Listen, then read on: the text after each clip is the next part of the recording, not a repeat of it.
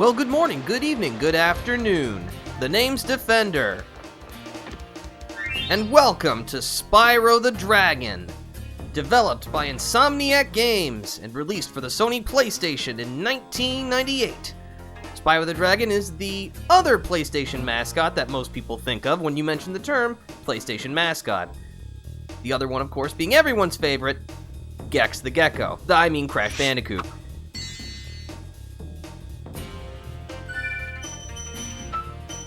But yeah, Spyro is a beloved PlayStation icon. So hopefully I'll be able to show that off today. So let's just start a new game, shall we?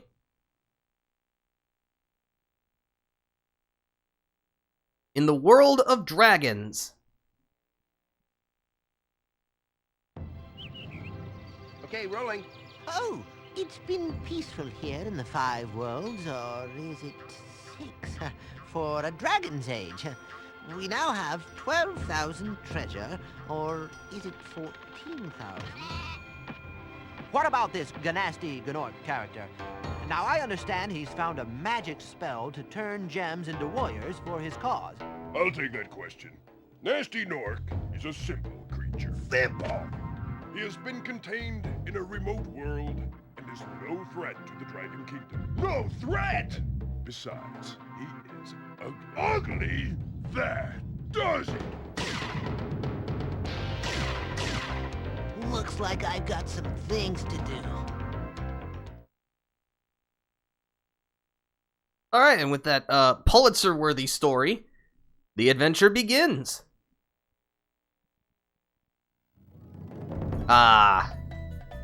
So, as you can see, Spyro the Dragon is a 3D platformer / collectathon kind of game. You know, you got full 360 degrees of movement.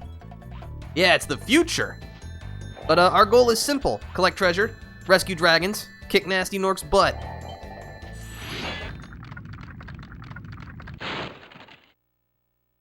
Thank you for releasing me, Spyro. Free 10 dragons in the artisan world. Then find the balloonist. He'll transport you to the next world. What about Nasty Gnorc? I'm going after him. Find dragons first. That's all I can tell you. Alright, that's one of however many dragons are in this game. After you free a dragon, their pedestal will turn into a save point, where you can either listen to what the dragon had said previously, or save your game. These places also act as checkpoints, so if you lose a life, you'll return to the last dragon you saved. But yeah, Spyro has a fairly rudimentary control scheme, pretty straightforward. You can move. This game also features full analog controls, which is nice. You can jump. You can attack enemies in two different ways, either by charging by holding down the square button, which lets you run into enemies real good.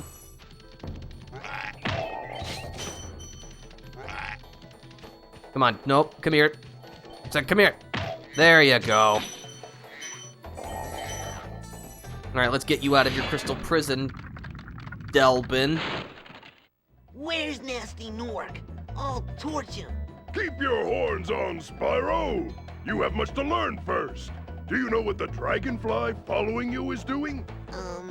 His name is Sparks, and he's helping and protecting you. Keep an eye on him and see what I mean. Wow, that was both a nice combination of genuinely helpful and completely vague. I don't like that at all. But yeah, the little dragonfly following you around, his name is Sparks, and he does is it three? No, it's two very important things. One, he is your health bar. If you get hurt, Sparks will take the hit for you, but as he gets hit, his color will change. His color starts off bright yellow, as you can see. If you get hit once, he'll turn to blue. Get hit again, he'll turn green. And if you get hit again, he'll disappear. If you get hit while Sparks is not around, you're dead. So try not to do that. This little hill will let us introduce to one of the more important mechanics, gliding. Jump, then hit X again while in the air to glide. Of course, as I mentioned, gliding is not flying, so you'll need to make sure that the platform you want to reach is of a lower elevation than where you're at. But yeah, gliding will be very important in this game, so it's important that you practice up. Thankfully, the first homeworld we're in, Artisans, is a great place to practice.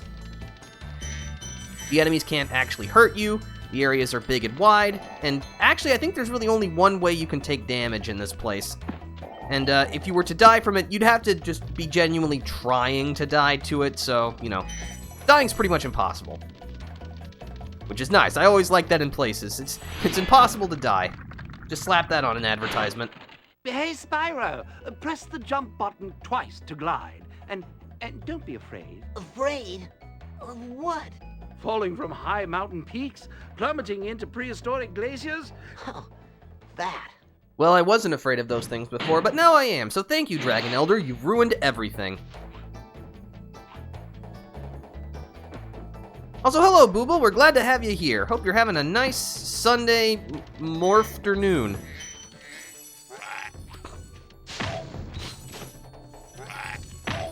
Oh, that's right. The other attack you can use by pressing the circle button is a flame breath. This is a short-ranged breath of fire. It lets you burn things real good. There's a bit more nuance to attacking than just charging and flaming, but we'll need to get into an actual stage before I can really explain that, since, well, the best way to explain things is with an example. Yeah, these are called whirlwinds. They'll help pick you up to new areas.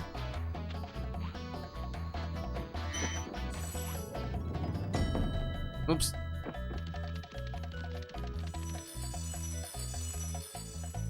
Yeah, how's everybody doing today? I hope everyone's doing just swell. There we go. And I always like to clean out the homeworlds first before I go into any stage. It helps keep my OCD in check.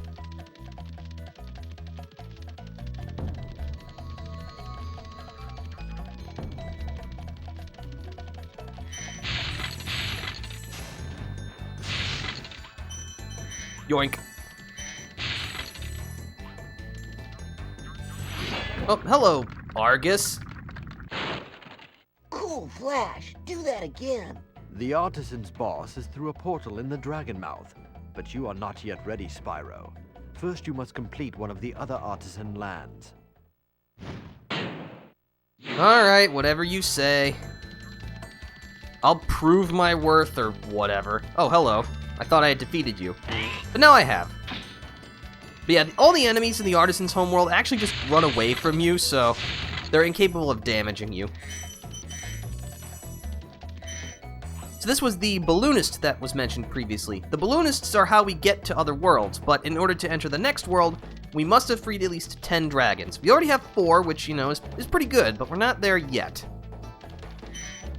The other useful thing that Sparks does is when you pass by a gem, even if you don't directly touch it with Spyro, Sparks will zoom to it and pick it up for you. This is actually really important as to why you want to keep Sparks alive, not just because, you know, you don't want to die, but also because he won't pick up gems if he's gone.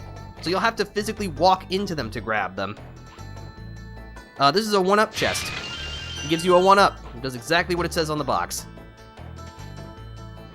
But with that, we've cleared the Artisan's homeworld, which, you know, is the first area of the game. We're already 2% done. We are cruising. And now it's time to enter one of the stages, and I figured this is a good first one. Dark Hollow. Let's see, going when my freezer had a hiccup Friday, so I'm cooking everything in my freezer and hopefully able to save some of the food. I know that feel. I remember, summer of, what was it, 2008? I think that's what it was. We had a like, citywide power outage, and so, you know, we just kind of sat in the heat, melting. And so, you know, we had to make sure we cooked our food before it all went bad. Okay. So ignore the fact that this guy is wielding around a knife that clearly has blood on it, because, you know, rated E for everyone. But this guy is equipped with a shield. Shields protect targets from flame breath. So if you want to get rid of an enemy with armor, you'll have to charge into them.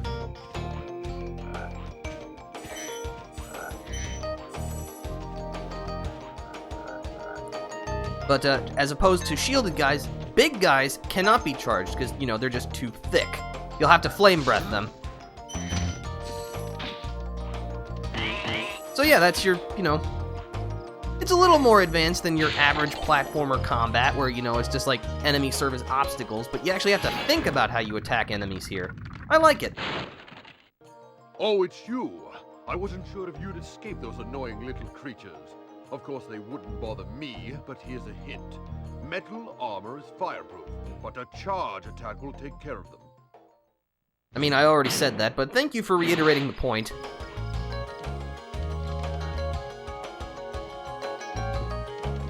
Bonk. Oh, I was gonna bowl them all over. Oh well. Get out of here, you. But yeah, as you can see, defeated enemies also drop gems, so you'll need to take care of all of them in your path. Not that, it's not already fun to do that.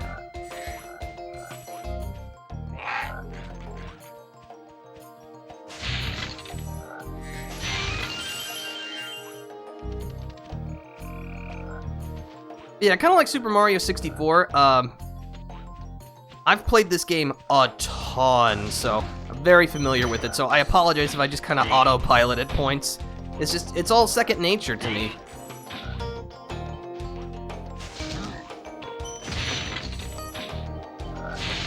Ah, that's a butterfly. As you can see, there are these small little harmless creatures wandering around. If you attack them, they'll drop a butterfly. Butterflies are how Sparks regains his energy. So make sure to keep an eye out for all the little small fodders while, if you're hurt.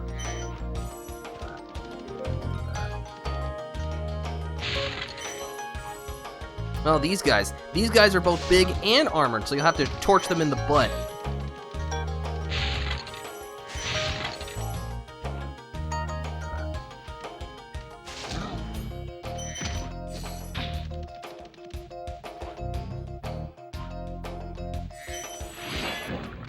Oswin.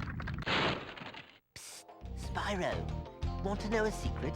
Use the triangle button when you want to zoom in and look around. Oh, your secret's safe with me. Oh, what a great secret. I always wanted to know how to move my neck. So yeah, if you press and hold the triangle button, you can look around. Useful for getting your bearings. Ah, this is a key. Some stages have locked treasure chests that you won't be able to pry open no matter how much you charge into them or how much you flame them.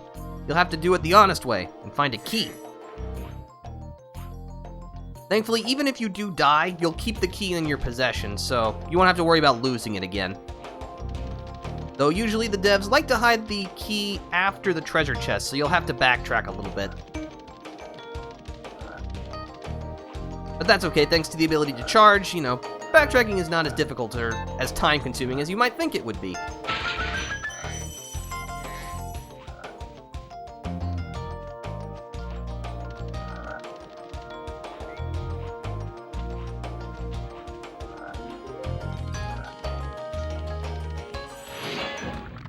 Darius.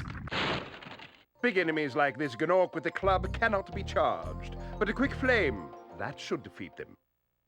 Well, I mean, all the enemies are already dead, so you're a little slow on the draw there, but thank you anyway. Alright, so I missed 2 gems somewhere, alright? But now it's time for everyone's favorite part, backtracking to find the last shiny object you missed.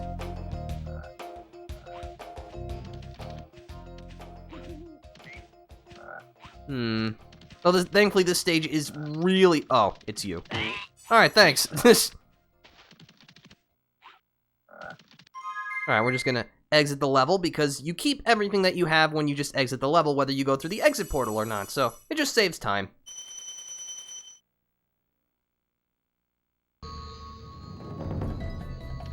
But yeah, that's really the basic structure of Spyro the Dragon. Enter stages, collect gems, defeat enemies, rescue the Dragon Elders, win!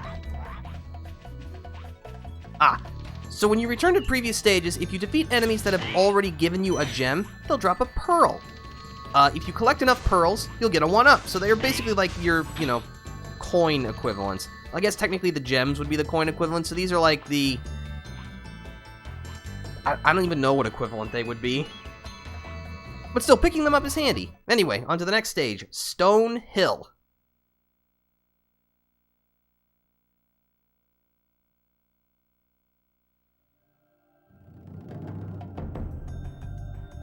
Alright, so this stage is a bit more open than Dark Hollow was.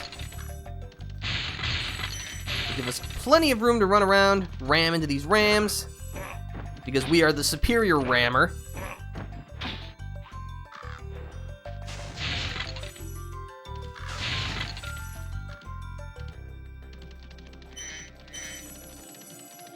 But yeah, Spyro's that kind of game where it's just fun to move around.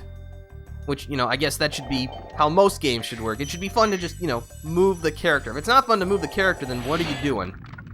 What are you doing with your life? Watch the dragonfly, Spyro. His color indicates his power. When he eats butterflies, he stays strong. Like me. Sure. Yeah, I'm with you there, Spyro. Like, how many butterflies do you have to eat in order to become that big? Is it like a whale and eating all the microscopic plankton and that kind of stuff? You just have to eat a whole ton of them? I mean, whatever works, I guess.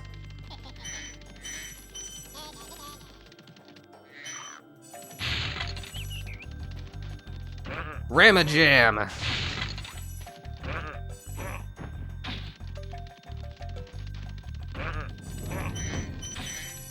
Ah, these shepherds. The shepherds are actually... They swing quickly and have a deceptively wide range. You'll know they're more likely to attack you when they kind of lean back into this kind of attacking position. So, you're better off just kind of staying in a distance, running towards them, and flaming them quickly. Because they have to spend time getting into their attack animation before they'll actually swing. Ah, this is a metal chest. Just like with metal armor, you'll have to charge them to break them. Some games have not fun movement. I don't like the Grand Theft Auto games and a good chunk of the Rockstar games because of the movement. Yeah, movement is important because, you know, it's the basis for what everything else in your game is based on. And like, okay, moving around from like place to place shouldn't be the most fun thing because, you know, then it's like, it's just so incredibly rudimentary, but, you know, look at us right now. We're going pretty darn fast, all things considered, in a 3D environment in 1998. Can you think of another 1998 game where you go this fast? I can't. I mean, okay, in a platforming game, not in a racing game. You know, just getting from place to place works. It's just, I guess, you know, sometimes getting there is not just half the fun, but here it is, and that's important. Rescue Gildas. Spyro, my friend, how about a hint on gliding? You bet. For the longest glide, press the X button at the top of a jump, and try pressing the triangle button to drop down in mid-flight. Like even some click-to-move games, some of those games feel great? Yeah. Okay, so what that dragon was talking about is both gliding and dropping. If you press triangle while gliding, you'll plummet. Now, on paper, that sounds kind of useless, but it helps you make sure that you don't overshoot your glide. This will become more important as the platforms become tinier and tinier. Also, yeah, you can just kind of move around here in like this big open green field, which, you know, earlier would have just been all invisible walls. I mean, there are still invisible walls like here, you know, but still, think about it. Did you think that when you looked in this background, you could actually jump into it? Yeah, this was fancy back in the day. It's like, whoa! I didn't even think you could go here. That's neat. Yeah, this game also doesn't use the fog that was typical of... Oh, I just kind of... There's so much to explain. I'll get back to my previous point. That's a thief. They've stolen dragon eggs. Dragon eggs are one of the requirements in order to enter one of the later worlds, so do your duty and take back what's yours. But anyway, I was talking about fog. If you played a lot of other, like, big 3D games from this time, you'll know that they use, like, a lot of fog to obscure the environments, that it hides how much the systems are struggling to render all of these high-tech polygons. But Spyro the Dragon actually uses a detailing system, where basically, in the distance, as you can see, things just become kind of flatter in color. You know, they become less detailed. So it takes fewer polygons to render them. Like, as you can see, as we can get close, we can actually see, like, the lines on the trees, which takes, you know, a little more polygonal effort to render. So yeah, it means the game runs smoothly without having to, blanket the whole thing like you're in San Francisco or something.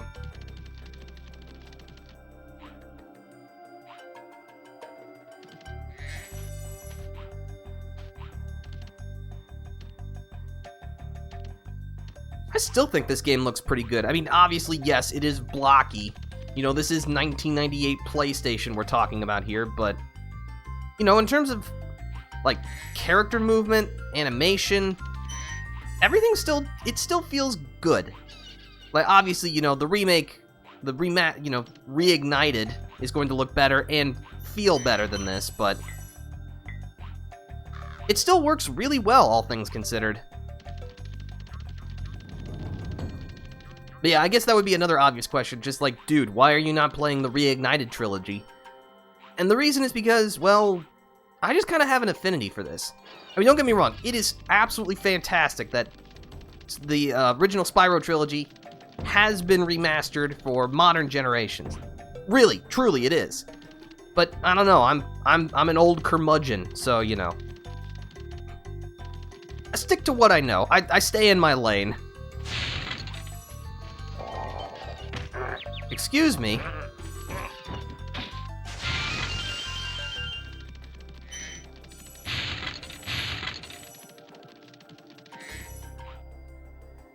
Let's see, is there a little baby sheep? I need a sheep. I gotta... Come here.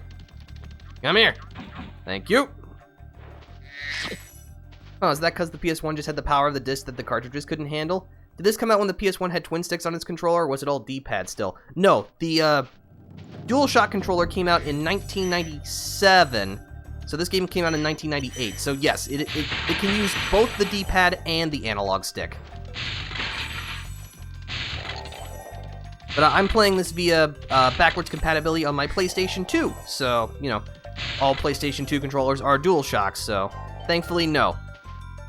This is analog, baby. I mean, obviously it doesn't feel as tight as modern analog does, but, in 1998, just being able to move in 360 degrees was ahead of the curve. When you free a dragon or step on one of their platforms, you're saving your progress. That could be useful if you run into trouble. Not that you ever run into trouble, Spyro. Oh, sure, yes.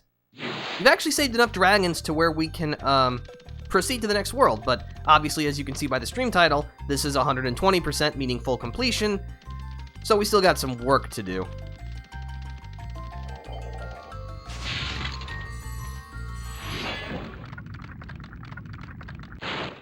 After you freed all the dragons, pass through this fancy vortex thingamajigger. It'll take you back to the artisan home. But first, let me tell you a story. No thanks. See ya.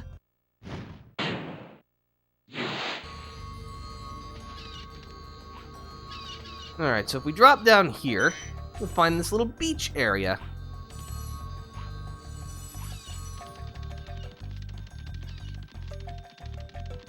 Which not only has some treasure in of itself, but also another key.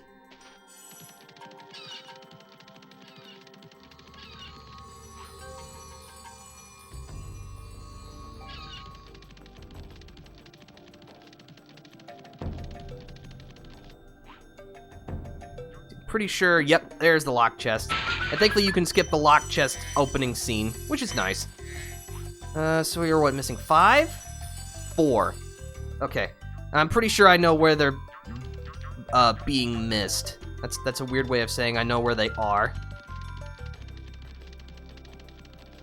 They're probably somewhere in, like, the big grassy expanse. Because of course they are.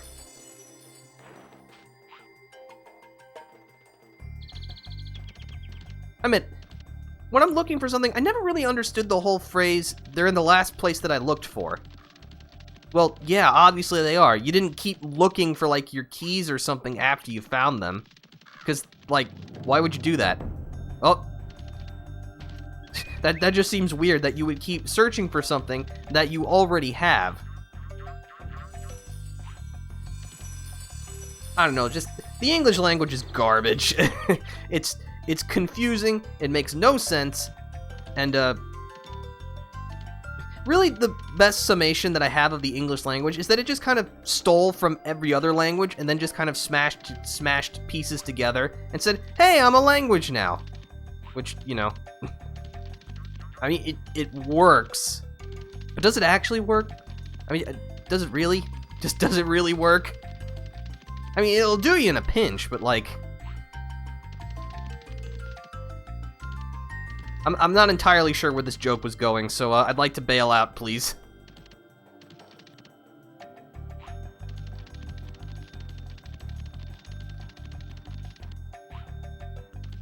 I will say one of the nice things about the remaster is that they add the Sparks treasure tracker from Spyro 2 and 3 into it. Oh, I found it. No, oh, I did, cool. Alright, that's everything. Pretty sure. Yep. You know what? We'll take the whirlwind.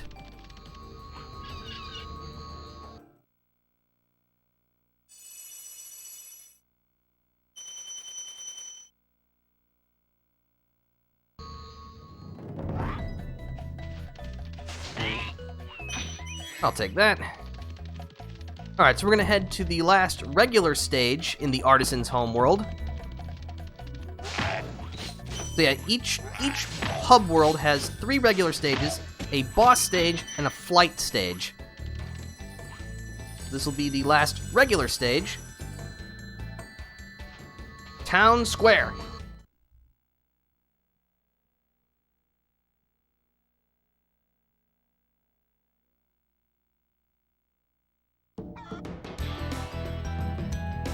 I really like this stage. It has some rockin' music.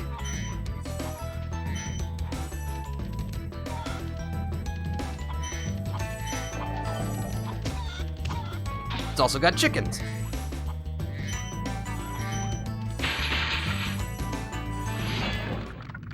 Nils.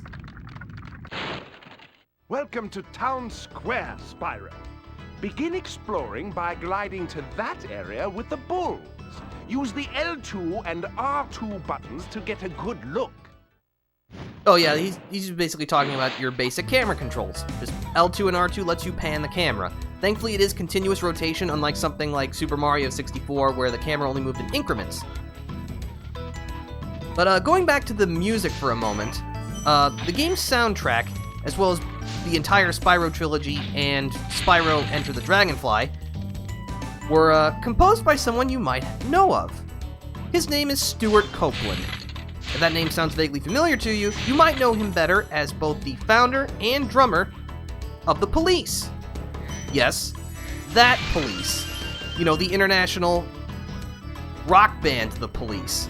Yeah, he composed the soundtrack to this series, at least for the first 4 games. Thanks, Spyro. I had the worst itch on the tip of my wing. Oh, did you know that you get your longest glides by pressing X at the very top of your jump? I did know that, actually. But thank you for reminding me. Got some Matador Norks. Thankfully they can stop a bull, but they can't stop a dragon.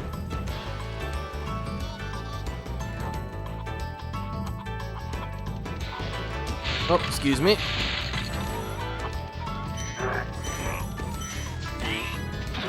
Watch it. Oh yeah, sometimes if you charge the bulls, they'll get stuck in the ground. Unfortunately, they can't drop another gem, but still, that's really funny.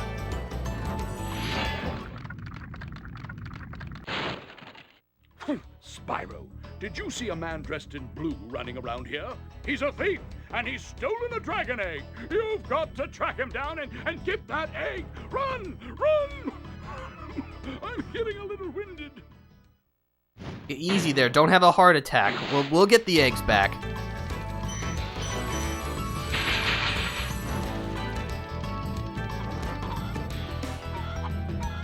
Alright, so this is probably the first example of like a more complicated glide. So we're going to want to move to the right over here. We'll find this thief.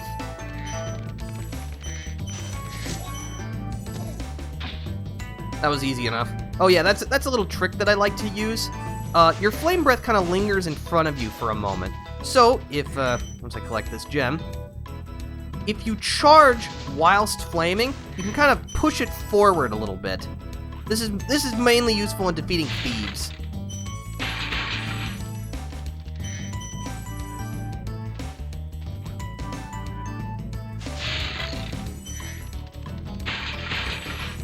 No, I need that.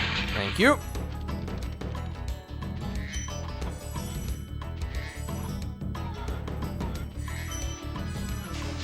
Get out of here, you. Ah, this is a fan treasure chest. You'll have to flame it a few times in order to actually get it to break. Something that I haven't pointed out is that the gems are actually color-coded, which will determine their value. Red gems are worth 1, green gems are worth 2, blue gems are worth 5, yellow gems are worth 10, and the super rare magenta gems are worth 25. Thank you for releasing me. Alright, good talk. But I am missing a green gem. Maybe, or I'm missing 2 red gems, so... Got chicken... Just make sure it wasn't back over here. Nope. Ah! Got it! Alright. Let's get out of here.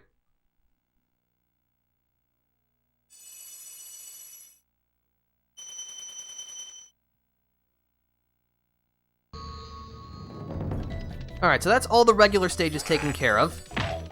But now it is time for the boss stage. Now, bosses in this game are like not your traditional bosses, unfortunately. They got stages attached to them, which is fine, but the bosses themselves are usually pretty easy. But anyway, we're confronting Toasty. I wonder if he'll uppercut us. That is a very obscure reference. As you can see, the music's a little more sinister. The painted backgrounds are more sinister. I mean, just look at that background. This was mind-blowing back in the day. But we've got the shepherds again, and they're guard dogs. And let me tell you, the guard dogs are way more dangerous than their masters, because they actually require 2 hits to defeat. So my usual trick is to walk up to them with flame breath, jump, then flame breath again.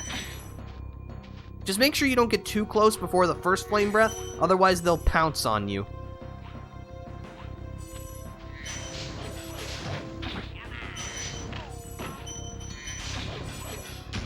Yeah, like that.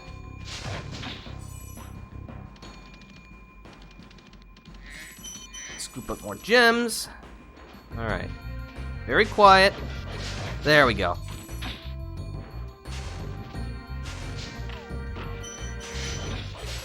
Your flame breath has surprisingly good reach, so make use of it.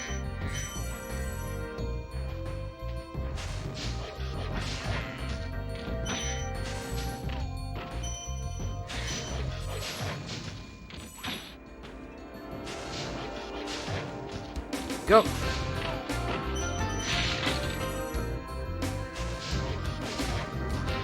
Slow and steady wins the race.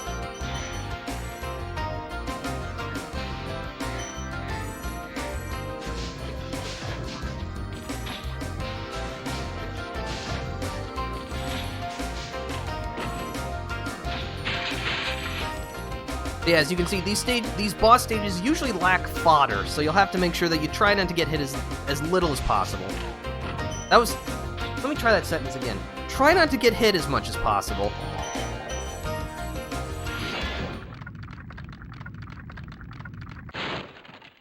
Nasty Nork has put one of his most devious henchmen in charge of the artisan world. Bring him on. I think I smell a barbecue. Be careful, Spyro. This boss has many tricks up his sleeve.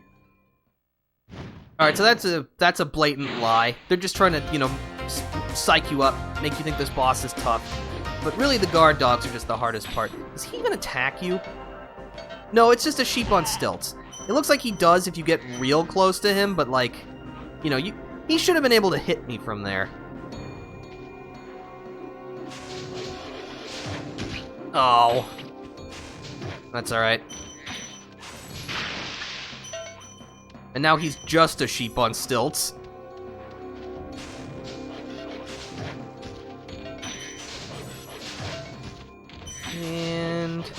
Okay.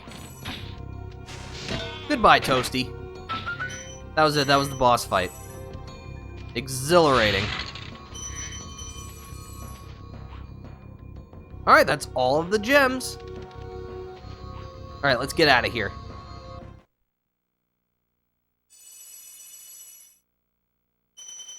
No problemo. I will, however, recover Sparks' health.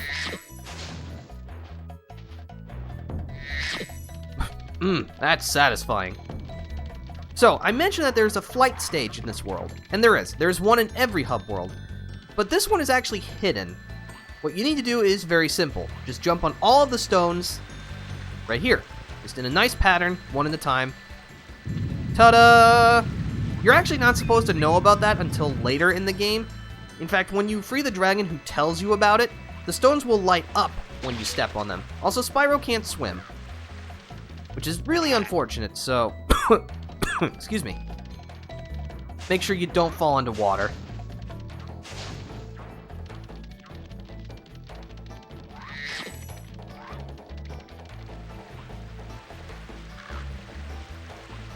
Alright, well, welcome to Sunny Flight.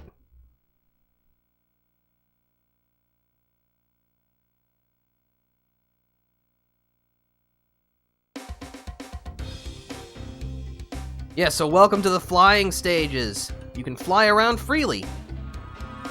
Your goal is simple. Break all of the obstacles or pass through them. Whatever you need to do to get rid of them. Each time you destroy an obstacle, you'll get more time added to your clock.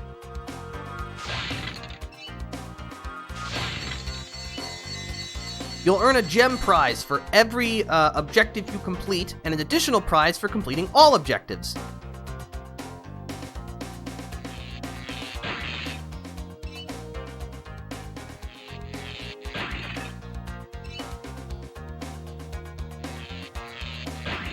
But yeah, I really like the flying stages in this game. They're a nice change of pace.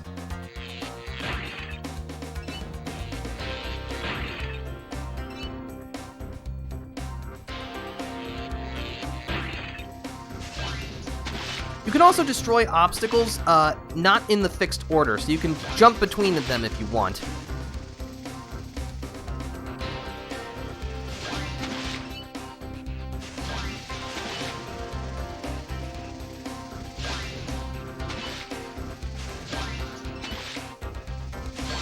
That's that one.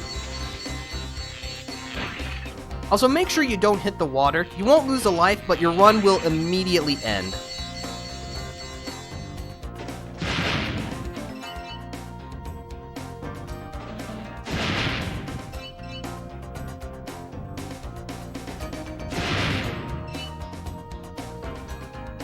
And the last two barrels. Victory!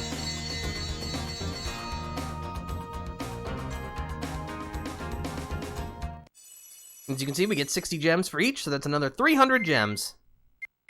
And you'll even set a best time. You don't get anything for beating your new time, so it's just there for bragging rights.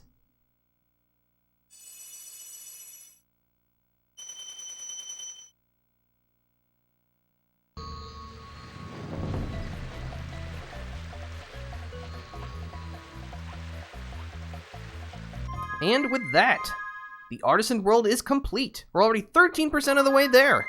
Whoops, no, I don't want to do that.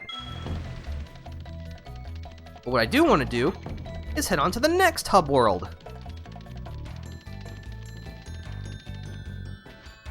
Hello, Marco. Peacekeepers. Yeah, let's go to Peacekeepers. Use the balloonist as a stepping stool, because that's just how we roll.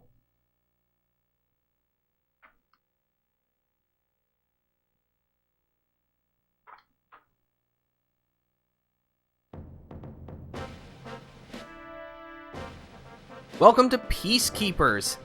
And unlike the Artisan's World, this place has Norks that'll actually fight back. So, make sure you're ready to defend yourself. But hello, Titan. Welcome to Peacekeepers, Spyro. Look how our treasure has been turned against us and stolen. Recover our treasure, Spyro. Collect treasure. Got it. well, you know, you were encased in crystal. So, you know, I don't think you have, like, sentience to know that we have been doing that this whole time, but, you know, thanks. Okay. So, these Norks actually will have different behaviors depending on what hat they're wearing. If they're wearing, like, the little red hats, they'll just try to run up and stab you. The ones with the blue hats, however, will attempt to commandeer the cannons and shoot cannonballs at you, which you can actually do yourself once the cannon is alone. Simply walk into it from the direction you'd like to turn it. Then you can press the circle button to light the fuse and shoot off a cannon. Also, look at those two guys playing cannonball catch. Oh, from downtown! That's what we like to see. Get out of here. You're not licensed to use that.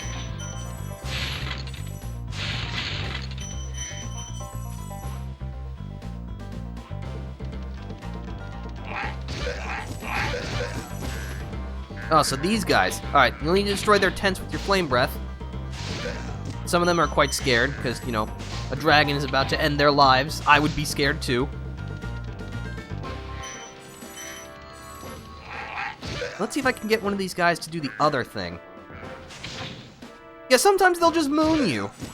Which, of course, you should respond in the only appropriate manner. You know, charging their tukuses.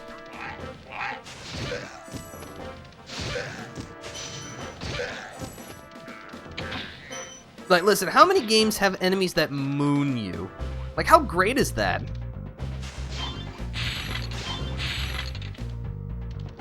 Take this one up. Let's see, do I have enough points? Because I think you need to collect enough gems before this balloonist will let you move on. 1,200 stolen treasure. Alright. Thankfully, we can jump back to artisans. Not that we should want to.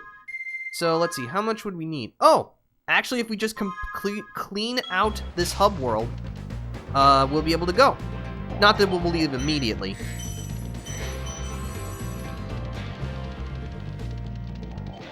But yeah, Spyro is definitely one of those games where if you're pretty thorough in the earlier stages, you can kind of get away with slacking off in later stages. Hi, Spyro. Sparks the Dragonfly has been doing a good job protecting you. Make sure to keep him strong by feeding him lots of butterflies.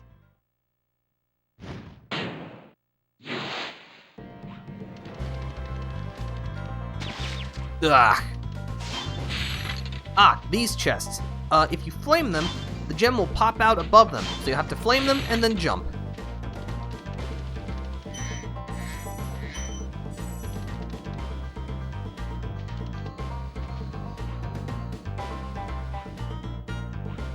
Alright, so we'll have to use the cannon to actually progress further, by torching it. Destroy that, stalagmite.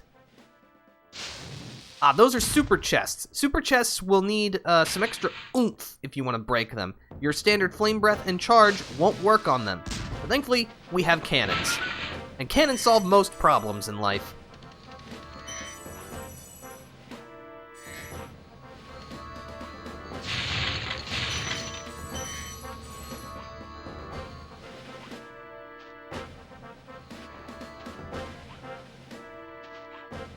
Let's see, Night Flight. Okay, so that's our flying stage.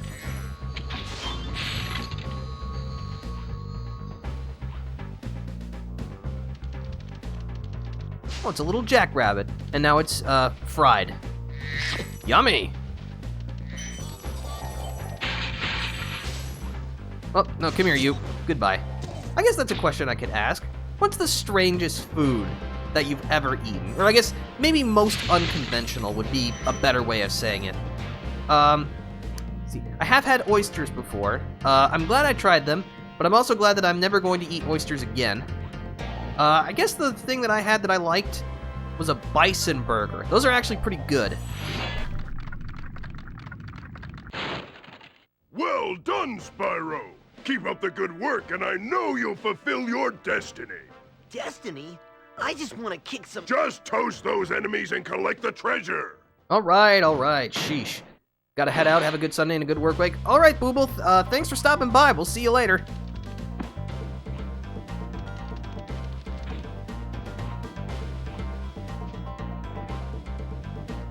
glide over to here, which has a bunch more of these jump chests, and a locked one, which thankfully we already have the key. Just scoop it all up.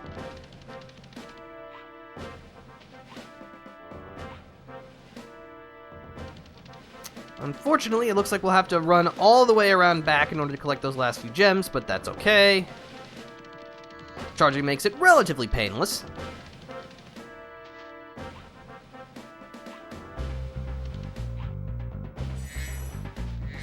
Alright, the hub world is cleaned out, I'm pretty sure. Yep. And like I said previously, we could jump right to the next hub world, but we're not going to. Instead, we're going to head to the first regular stage, Dry Canyon. Well, I mean, that kind of makes sense. You know, most canyons are rock formations, and rocks are not exactly known for being wet.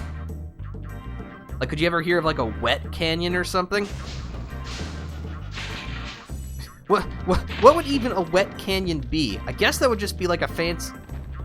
That's just the alternate name for a waterfall, a wet canyon.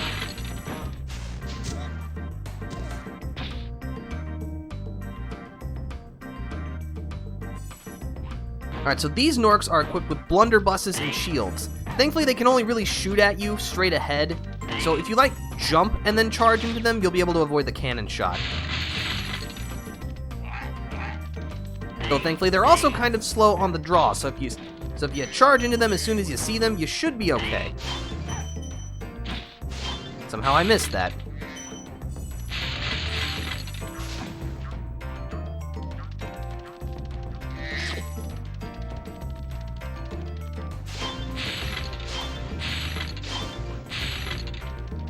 Kapow!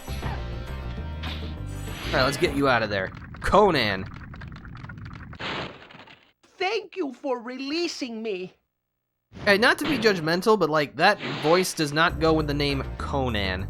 But I mean, you know, my first instinct of when I hear the name Conan is Conan the Barbarian, so, you know. Ah, these vultures. Just let them come to you instead. Also, I love that these keepers just swing their vultures around like a billy club. That's hilarious. Also very cruel, but very funny too. But yeah, just get close enough to the vultures so that they'll charge at you, and then just flame them when they get close. Get some fricassee.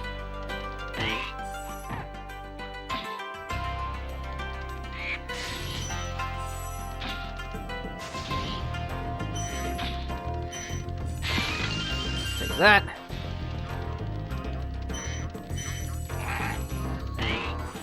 So yeah, that's another thing. You technically don't have to really do much of anything in order to exit the stage. If you want, you can just plow through and then jump in the vortex and go home. But, well, you know, we're going for maximum completion here, so that is the antithesis of what we're trying to do.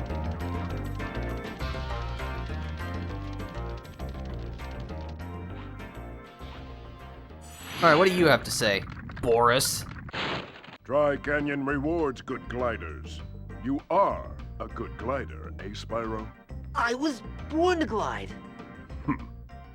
Well, he sure doesn't sound convinced. Guess we'll just have to prove it to him.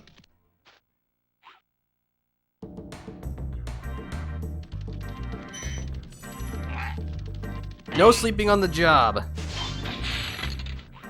Alright, so... camera. There we go. So this is really like one of the first examples of the games using the gems to guide you. Why would these gems be here? Well, if you had noticed from like the exit platform, there's a dragon and an incline here. Just scoodle our way up, grab the key, and get this dragon out. Maximos. Incredible glide, Spyro. I thought I'd be stuck here forever with those ugly vultures standing on my head. Those birds might look tough, but they're pretty tasty. Flame broiled, with a pinch of salt. Hey, it's still like an hour towards lunch, okay? Let's, like, not make me immensely hungry right now, please. Yeah, now we can head back through the other path we could have taken. Yeah, Dry Canyon kind of introduces us to branching paths. Did I go too far? Nope, I went just far enough. Excellent.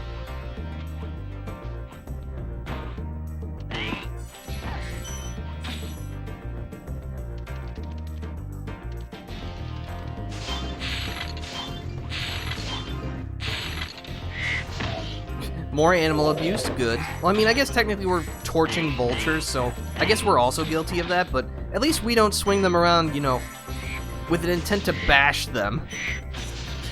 That's so ridiculous. I love it. I love stupid things in games. Games need to be dumber. Yeah, I said it. How can you not love that? I guess if you're a killjoy, you could not love that, but then I don't want to hang out with you.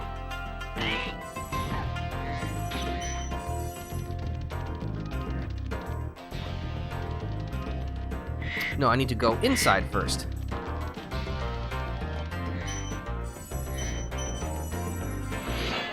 Alright, hello, Ivor. Is that you, Spyro? Are you the young dragon I've been hearing so much about? Ever since you're a wee puff of smoke, we've known, You've known? I forget. It probably wasn't important anyway.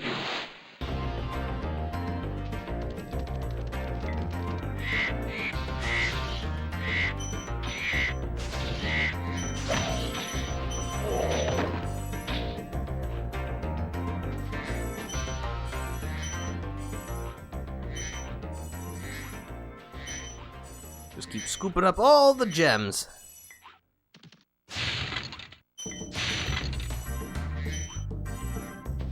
Let's see, we'll just jump right here. Ooh, I almost botched that. But thankfully, I didn't. I have to admit, this is going very smoothly. I mean, this is still early in the game, so, you know. I wonder if I'd be able to make it through this game without dying. I don't think I've ever done that before. I'll certainly try my best, but I offer you no guarantees. Also, those are flamework chests. Flamework? Firework chests. Jeepers. They will explode after you light their fuse, so make sure to use your flame breath, then get clear. Or, you know, you could charge them and have them blow up instantly. I mean, if you want. You can do whatever you want, I'm not your dad. Take all this money. Not that we ever spend it on anything. Well, what's the point of just hoarding treasure if you don't do anything with it? I mean, we're dragons, so, like, hoarding stuff is in our nature, but, you know, you could invest that in something. Put it in your 401k. Get it ready for retirement. Be proactive with it. Now I'm just kind of imagining, like, a dragon accountant. Like, helping other dragons with their hoard. That actually sounds really funny. I like that idea. Alright, so let's immediately head into the next stage, after bowling this guy over. Cliff Town!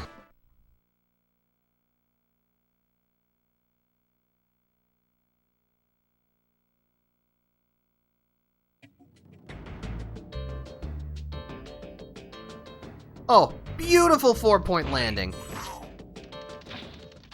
Or is it a 3-point landing? Oh well, it was good, whatever it was.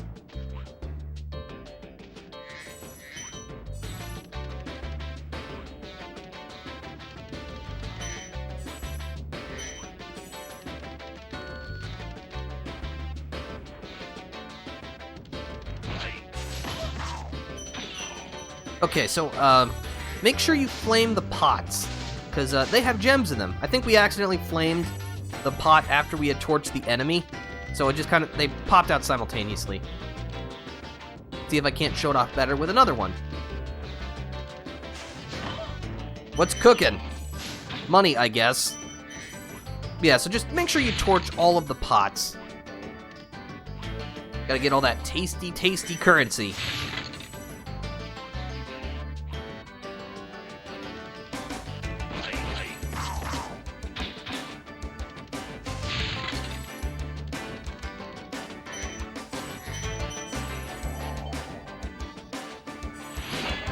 Oh, hello, Halvor. What are these names? How's a dragon supposed to flame metal armor anyway? Remember, Spyro, Flame won't harm metal, but charging with your horns, that should do the trick.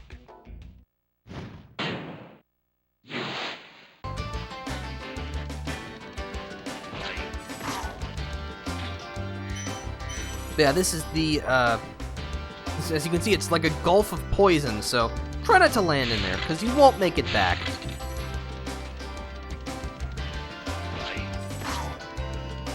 Ooh, a 1-up.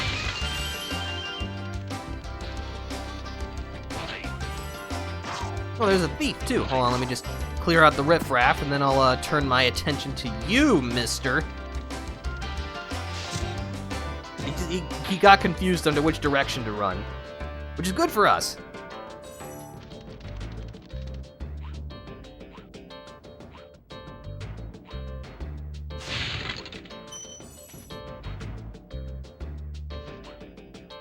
Oh, thought you could hide that treasure from me, huh?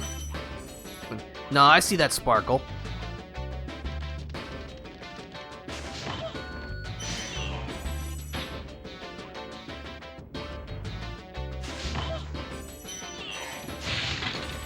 Just climb our way up. This would be a very inconvenient place to live. I mean, not even any kind of elevator.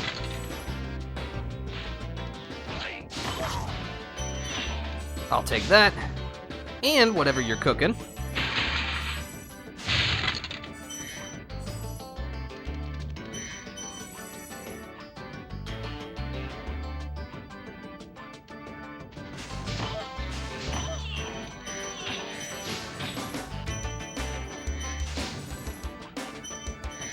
Make sure to scoop up the treasure here by the top, since we probably won't come back up here. There we go. Get this other dragon out of their crystal prison. Enzo. Hey, what's on the other side of that river? Why don't you glide there and find out? Now, there were probably a lot of people when they first heard this back in '98, and they were like, "What? You can go there?" And yes, as a matter of fact, you can, provided your glide is good enough. Yep, that's not just background. This is a place you can explore. And I imagine that this was the moment that for many people, their minds were blown.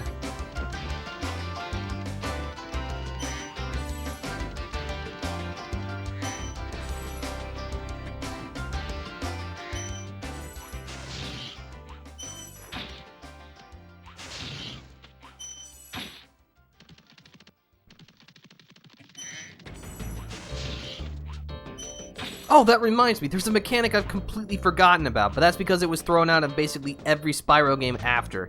If you hold the L1 or R1 button, you'll tumble in that direction. You could consider it like a dodge roll, but honestly, there's really never a point where you need it. So it's kind of like Mario's ridiculous breakdance in Super Mario 64. I mean, it's cool, but not practical.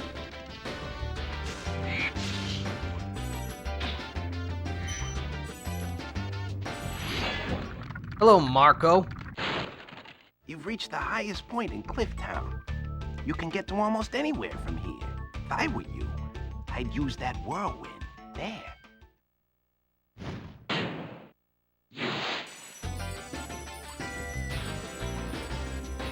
Alright, so what he's talking about is that now we've activated a whirlwind here, which acts as a handy shortcut, so we don't have to go all the way around again to get back up, which is really convenient.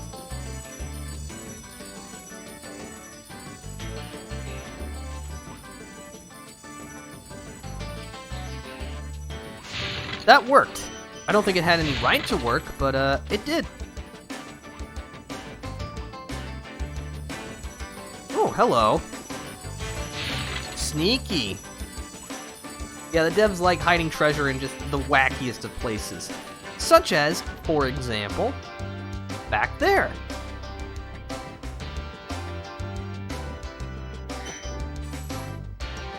Yeah, this is easily one of the more clever hiding spots for gems.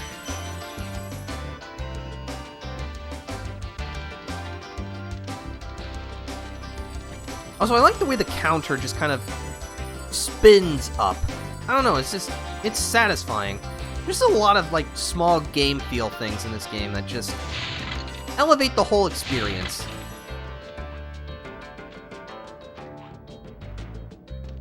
Also, now that we've climbed to the top of this, like, structure, we can just take the whirlwind back up. Glide over here. Oh, I see that sparkle in the distance. This is a firework. Set it off with your flame breath, and then you'll zip to a predetermined point. Usually a sturdy chest that will shatter.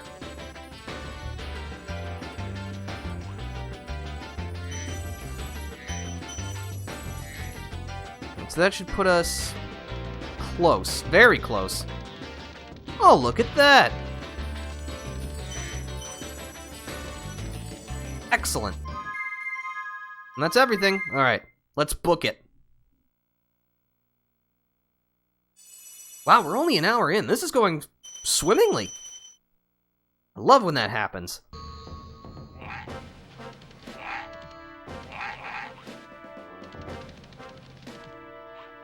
Let's see, where... Ah!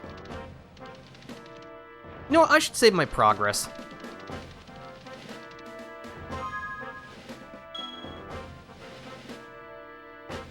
Okay. But now, let's head into the final regular stage, Ice Cavern. A significant temperature difference. But I think the stage has some absolutely fabulous music. I mean, the Spyro series, I would honestly say, has no bad songs, but there are definitely some that are better than others, and I would say that this is one of the better ones. Keep this spot in mind, because we're going to come back to it later.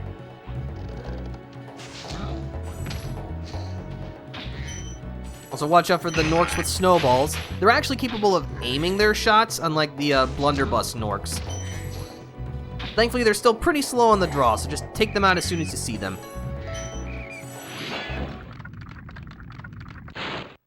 A word of caution, little one. Wait until you grow big, like me, before charging those large enemies.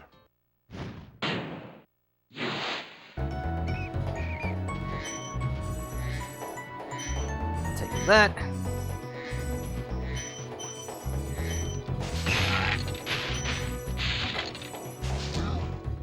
Yeah, this place is also where the general platforming and navigation become a little more treacherous. Thankfully, there's no ice ice physics in this game, so that's nice. But you know, the jumps are getting trickier, a little more demanding. Also, another thing I like is that in a lot of stages, the fodder creatures that you fight in order to collect butterflies are different. In this stage, they're bats.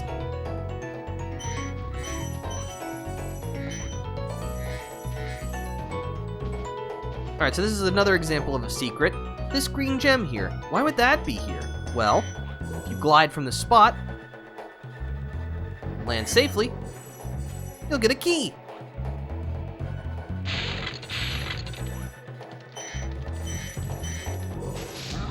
Get out of here, muscles.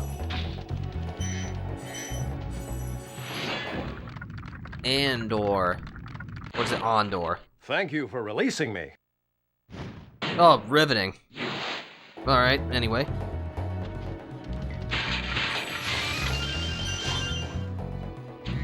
Fine. You want to feel the burn? Alright, you felt the burn. You couldn't take it. You're a poser.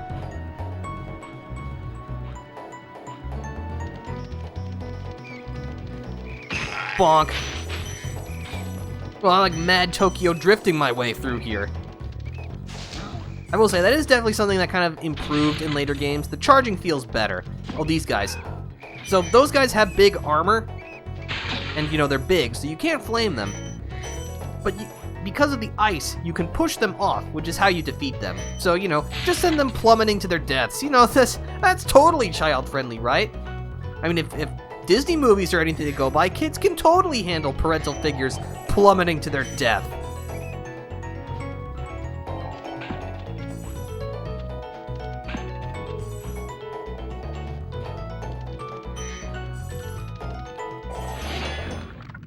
Todor. Spyro, some big Norks up ahead are wearing armor. And in the ice cave, armor can make their feet very slippery. Indeed. Yeah, also, again, that was a point of autopilot. Some of the gems are standing on top of light posts in this stage, so you'll have to charge into them to knock them down. And of course, most of the light posts are near bottomless pits, which is always very fun. Oh, I need to crack open that treasure chest first.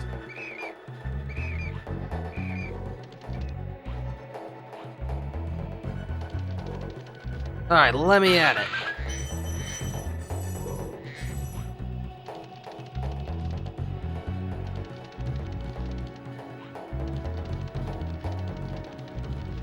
Alright, but now that we've done all that, we are gonna backtrack.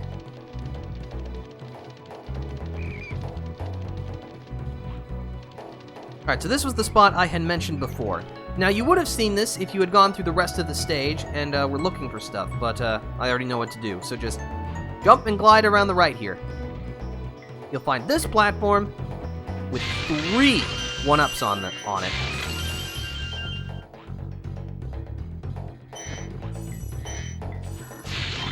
There's even a regular one right here.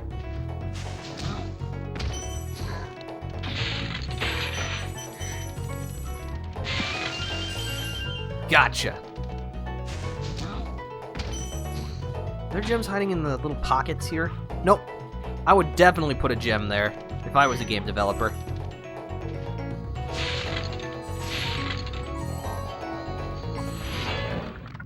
Asher. Thank you for releasing me. Yeah, as you can see, the dragons are kind of running out of new information for us. Excuse me? Alright, that's it. Come here, you sniveling little... What a cheap shot. Unbelievable. What does this guy think he is, huh?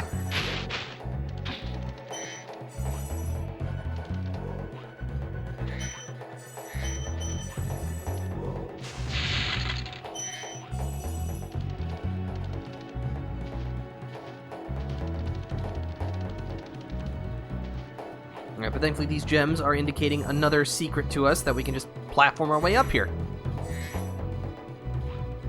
We got more of these big Norks with armor, so just push them off. I do need some food. My little baby boy is hungry. Please let me feed him.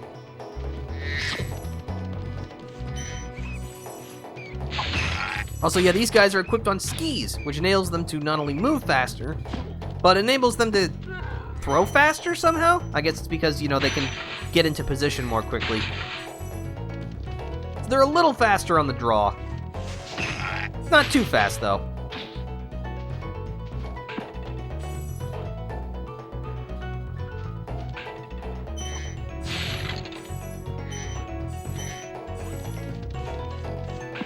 Yeah, this is where the gem charging gets especially precarious. Ah! Alright, walk it off, walk it off.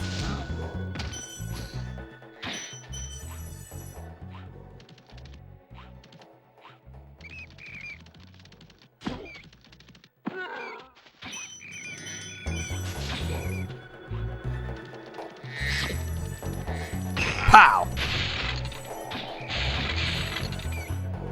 Alright, let's get you out of there, Ragnar. You've done well, Spyro. Some dragons thought you weren't ready, but I knew they were wrong. I'm ready, all right. Ready for what? I guess we'll find that out eventually. But that's all the treasure, and that should be all of the everything else. Yep, 5 dragons in this place, that's a lot.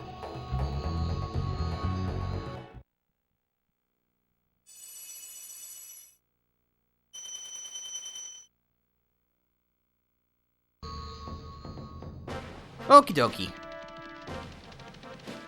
Alright, so you know what? I guess it's boss time. Against the one, the only, Dr. Shemp. Whoever that is.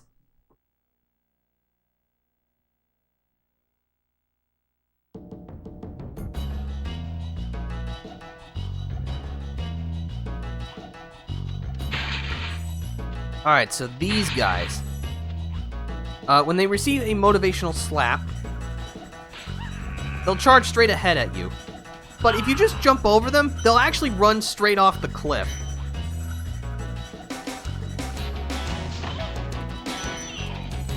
You can also charge them, but it's kind of dangerous.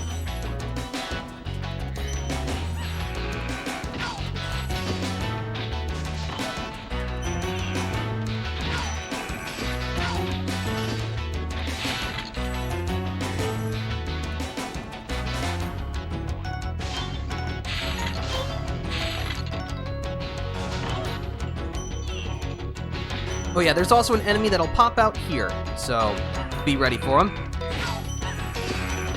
Oh, there's multiple. All right. You almost got me.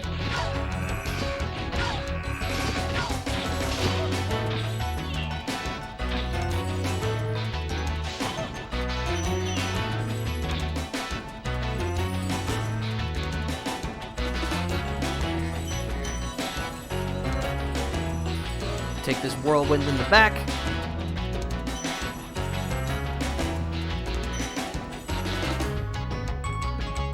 Well, there's a magenta gem over there. Don't worry, little friend. You're safe with me now. In my non-existent pockets. Take this key. Alright, it's bounce time. As you can see, the ledge is too high to jump back up. Trondo? What kind of name is that? This guy thinks he's so cool. You don't know what it's been like listening to him over and over. But I'll tell you one thing. He should watch his back. That's the game's not so subtle hint to hit him in the back. Let's go over here first.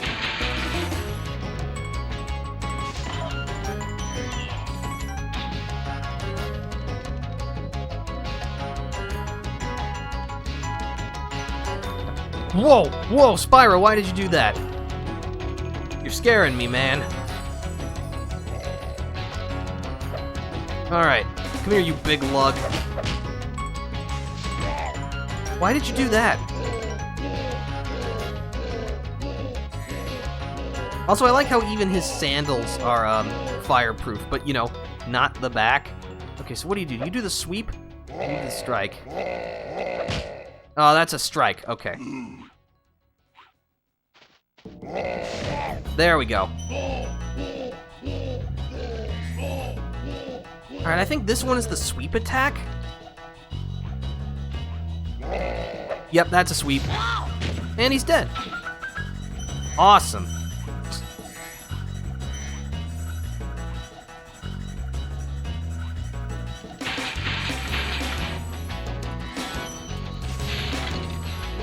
Thankfully, we've already got the key. Hopefully this is all we need. Sure is.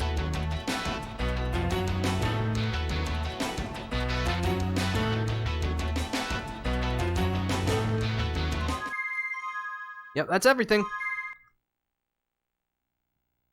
That guy was a pushover. But yeah, the boss fights are not this game's strong point, but that's okay. It has a lot of other strong points. Alright, so before we can leave, we've got to clear the flight stage.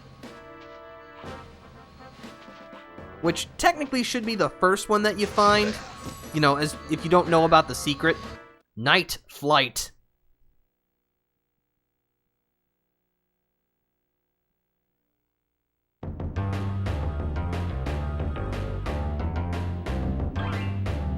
Just fly through the rings. Because the best games have you flying through stuff. How did I miss that? Darn it! Nope, just send me in the drink. Just have a nice swim, Spyro. Yeah, we're running that back.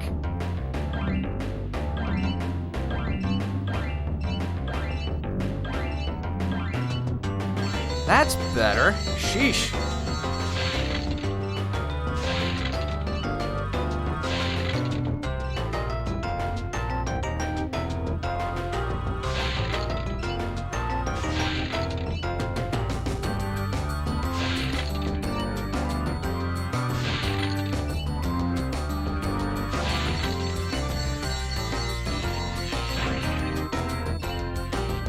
We'll just follow this regular path. It's not the fastest way, but it is the easiest.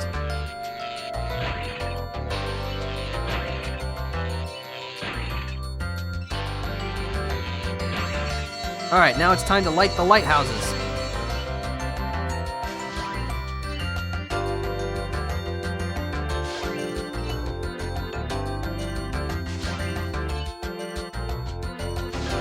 Running out of time.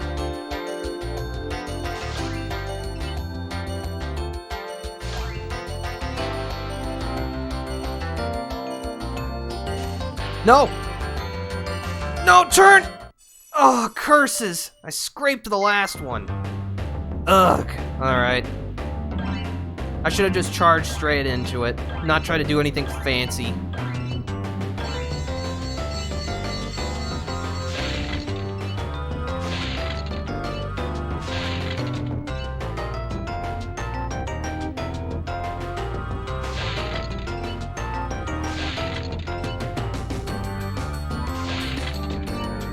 At least this music is keeping me in a good mood.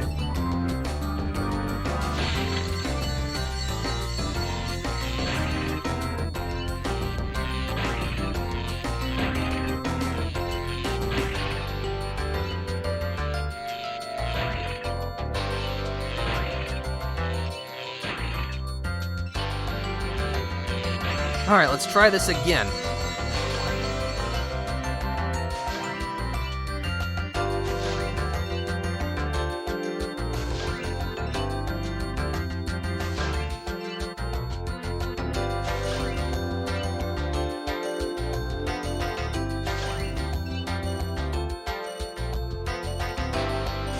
Much better. Yeah, and as soon as you, like, hit something, your results screen will pause. Which is weird and funny, but, you know. It is what it is. Okay. That took us a few tries, but we got it. We're at an even 3,000 treasure.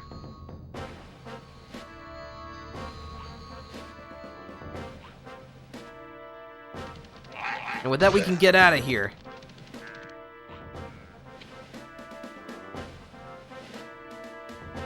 But aren't I already a dragon? Whatever, jerk. Alright, we're gonna go to Magic Crafters. It's like Lens Crafters, but for magic.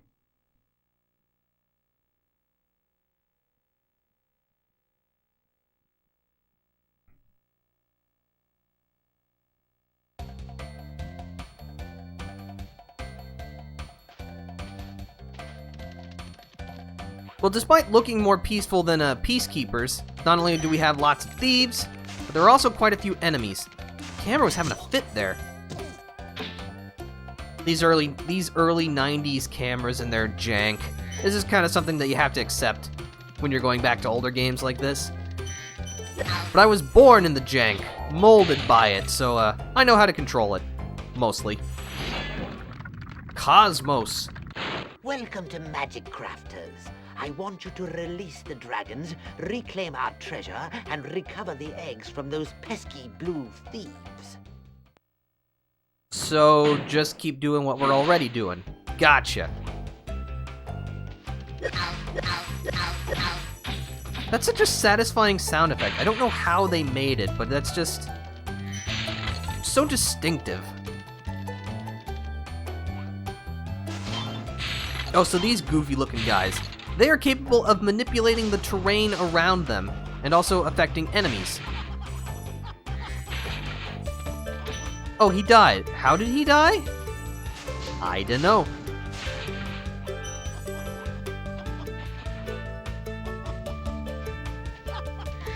But as you can see, if you're a little too slow to approach them, they'll just pull the terrain, which is unfortunate. Thankfully, they're not very durable, so you'll be able to dispatch them quickly. There's a thief running in a circle.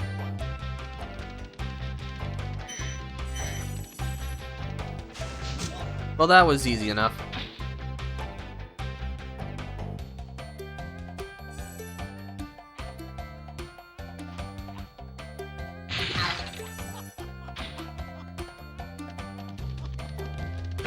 What are you laughing at? Are you laughing at the fact that you're dead now? Because I think that's funny. Ah, these arrows. This introduces us to a super fun mechanic, which this dragon, Xantor, will teach us about. When you see arrows like these, you can charge along with them to begin a supercharge. Supercharge? Excellent. Go ahead, try it. The supercharge. Charge along arrows in the direction that they're pointing, and you'll pick up speed. This will enable you to surge past obstacles, as well as destroy reinforced chests, since, you are going fast enough.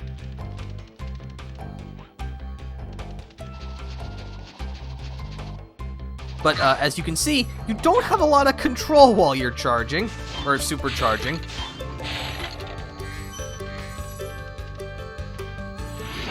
What's up, Boldar?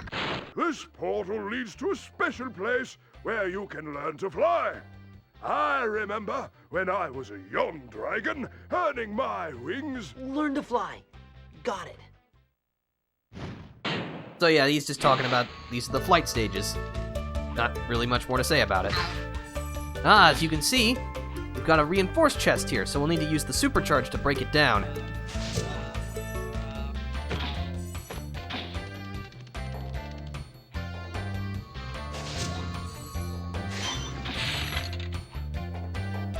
Let's see, if we go back over here and look into this little nook, we'll find a key. Seems like there are lots of locked chests around this place. Not that I mind, I love scavenger hunts. I remember back in the 8th grade, as like one of the things that we did is like a class together for, like one of the last times that we'd be a class. We went on this big scavenger hunt. It was actually a lot of fun.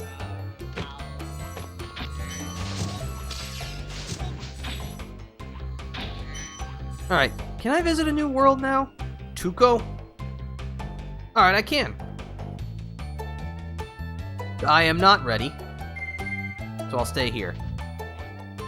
See, so I think there's what, 12 dragon eggs in the game? Yeah, there's 12 dragon eggs in the game. So I think you need 6 dragon eggs before you can proceed to beast makers.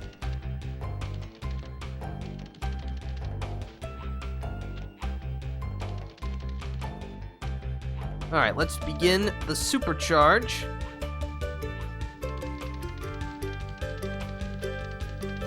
But first, wasn't the locked chest around here? No, it would be somewhere where I wouldn't be able to supercharge to it.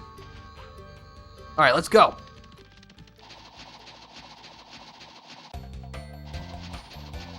Alright! First try.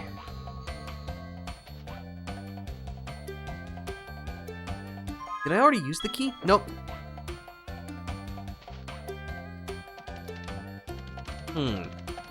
Now, if I were a locked treasure chest filled with goodies, where would I hide?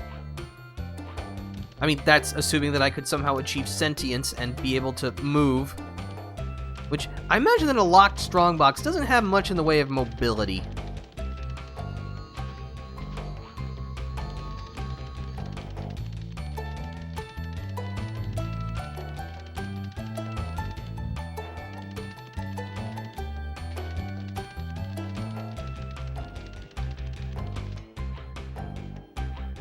Camera?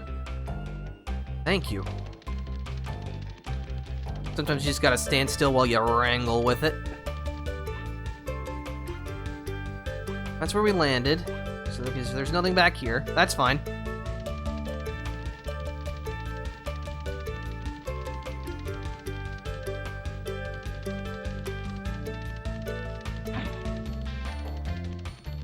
It's probably over here, I think. From what I remember.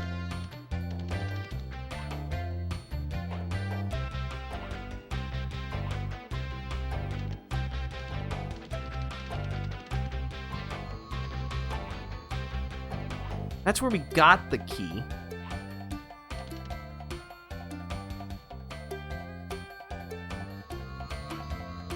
There's nothing back here.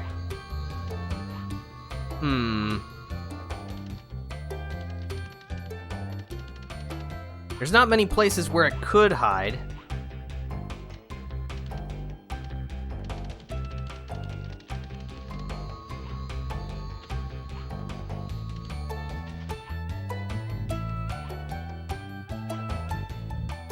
Well, there wasn't like a whirlwind over here that I missed.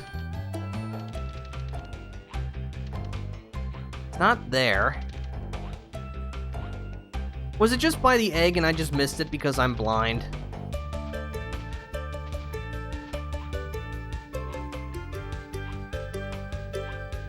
No, wait.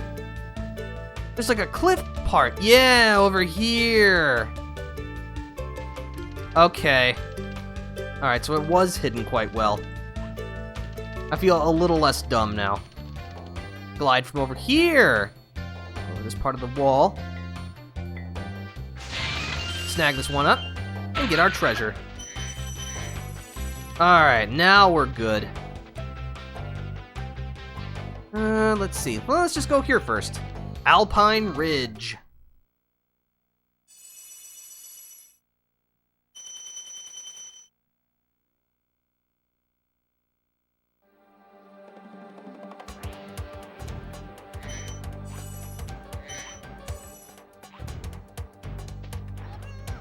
Oh, he's pointing at me. That's... I never noticed that before. That's cool. But you're still dead. Thankfully, these big lumbering beasts are still vulnerable to fire breath. So yeah, as you can see, the wizards are using their magic to manipulate the terrain in an attempt to push us off the cliff. Or the ridge, I guess. So we'll need fast movement to avoid plummeting to our dooms.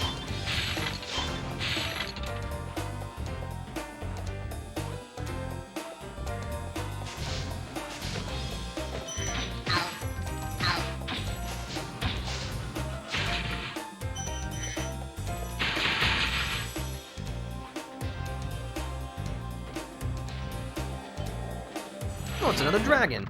Zane.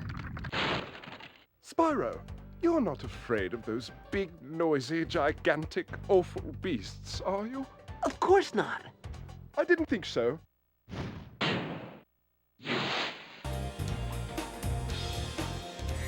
Alright, so we'll jump back to there later. Right now. Let's go on the regular path. Get out of here.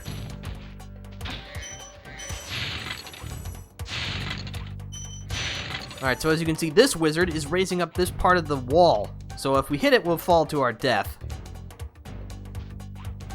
Thankfully, just some good timing. Watch him run away in terror as he realizes that he should regret every single life decision he's ever made.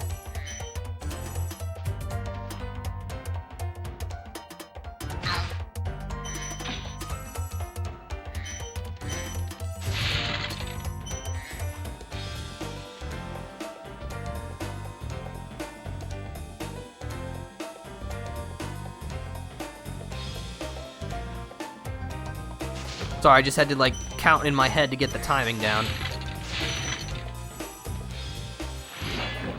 Hello, Eldred. Oh, thank you for releasing me. Oh, you got a... Ah, thank you for releasing me. Oh, I see. You got preferential treatment.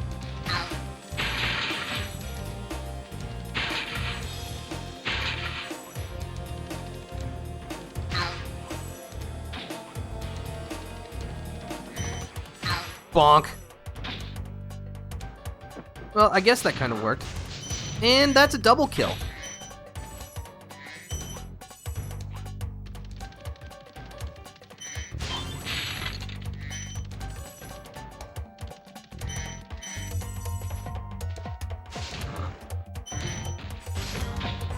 Yeah, that plan backfired on you, didn't it, pal?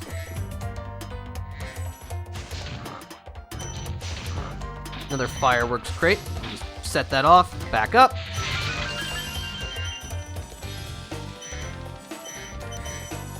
But as you can see, the stages are getting more and more treasure packed into them as we continue. Which just means we'll have to keep being nice and thorough to get everything we need.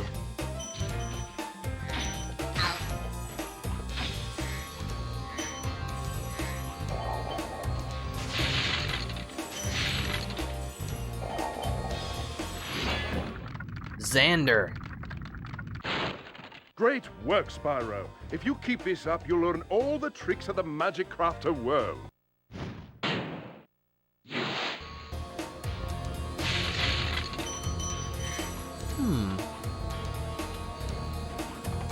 Try to jump to one of these first. Whoa! That was cutting it close.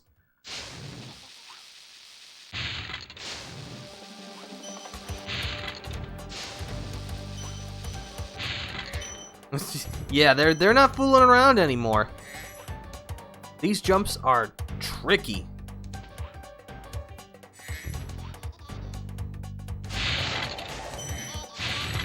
There's a thief. Hold on, I gotta free this dragon first. Kelvin. Remember that these blue thieves haven't stolen eggs only in the Magic Crafter world. Don't worry, I'll take care of them. What are you gonna do, invent temperature next? I mean, okay, Lord Kelvin didn't invent temperature. Well, I guess technically he did, because he's how we have the Kelvin classification of temperature.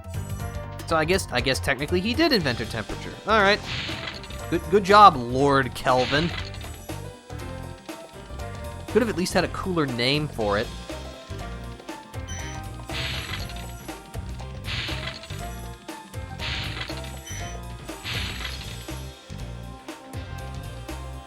Should be fine. Let's jump back here. All right, now we got to go back to the start and take the alternate path.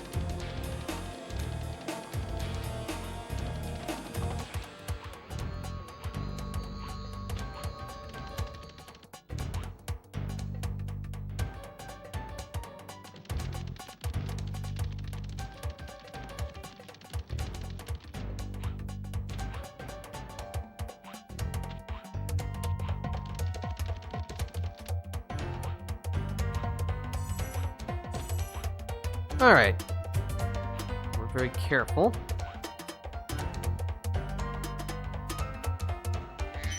Just take care of these big wizards. Then we'll ram you, as is your lot in life.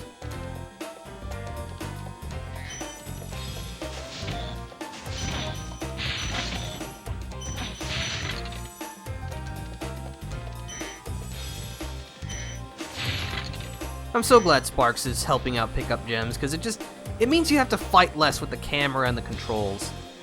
And it just means you're able to run around a lot more freely. No, hold on.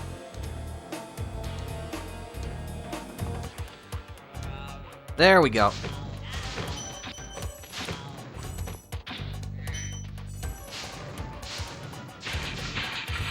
That's everything.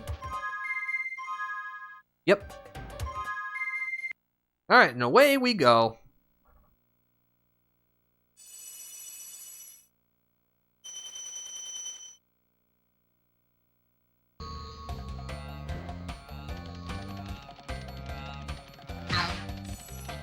Unfortunately, because enemies respawn, the wizards will block off your paths again.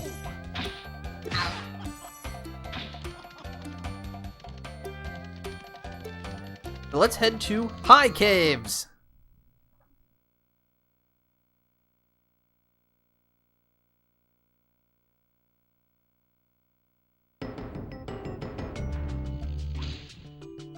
Oh, we have two paths. Let's go right first. Because right is right, except when it's wrong. Okay, these big bugs, they are indestructible to you normally. So, just run past them before they take a big old chomp out of you. Thankfully, they are unable to jump, so if you can get up onto the little high platforms, you'll be okay.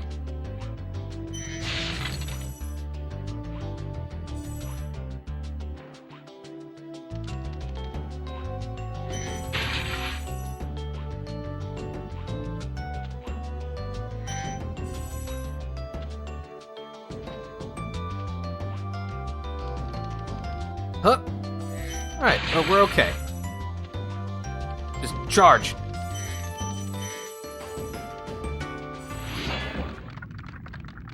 Ajax. I hate those bugs. When I become big and strong, like you, I'll squash them all. Until then, remember that supercharge makes you invincible. Ah, so this is something that they're teaching us. The supercharge not only lets you break indestructible crates, they also let you charge enemies that you would not normally be able to defeat. Since, after all, if you're going fast enough, you can kill pretty much anything you want. Provided you hit them hard enough. But thankfully, we got a supercharge ramp right over there.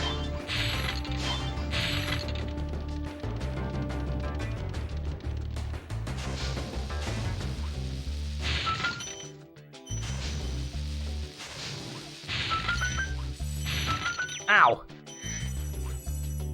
I should have been more careful. Oh, hello. I'll just torch you then. Ah, nuts. But thankfully, this stage has some very helpful fairies. They will carry you back to the top of the supercharge ramp if you fall down in this stage.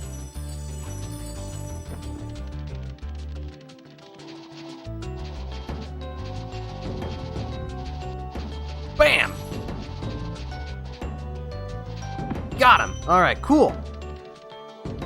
So thankfully, I got all the hardest bugs to hit. Which is very good indeed.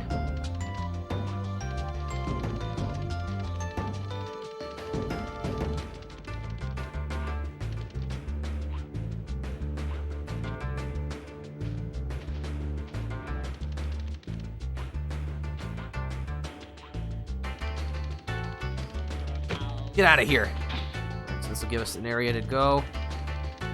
Charge them over here. Oh, hello. This is a super flame fairy. For a limited time, your breath becomes supercharged. It'll enable you to kill pretty much anything in your way.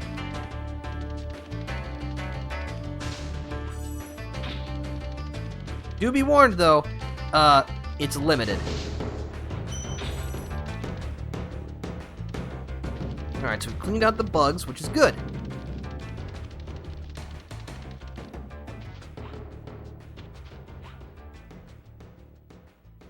And he sticks the landing.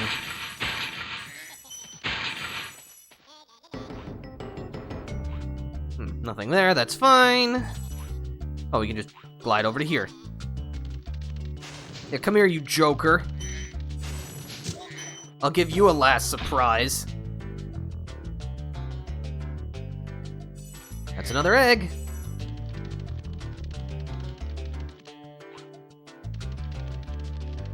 Again, the camera's doing some wonky things, but you gotta give them some slack. They're trying their best. They really are.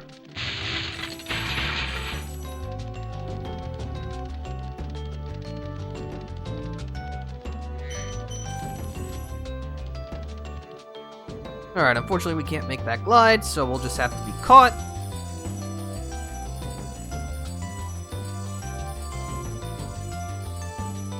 And now we get to the main portion of the high caves. Actually, no, not yet. Let's go this way first.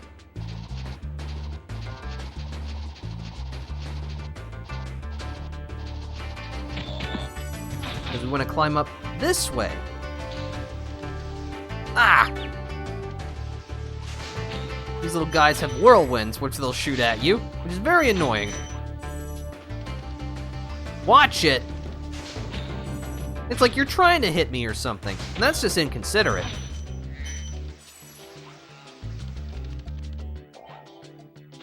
Remember, all tornadoes have the right of way. If you live in the Midwestern United States, you should know that. Always let a tornado pass you. Cyrus. Please do something about these green druids. They insist on moving everything in sight.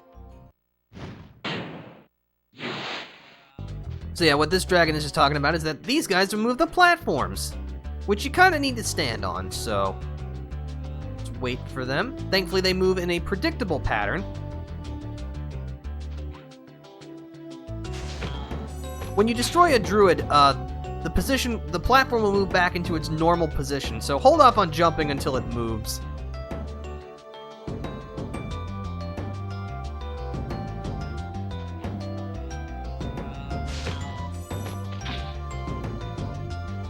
Okay.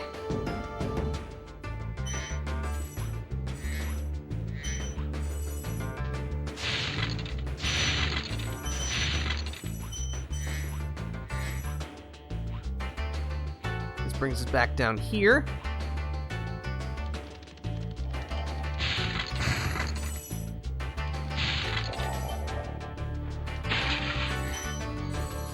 That was a lot of money. Also, hello, Cedric. Try combining supercharge with jumping and gliding, and really explore the high caves. Alright, I think you might want to explore dental options, because it definitely looked like your jaw was about to come off, sir.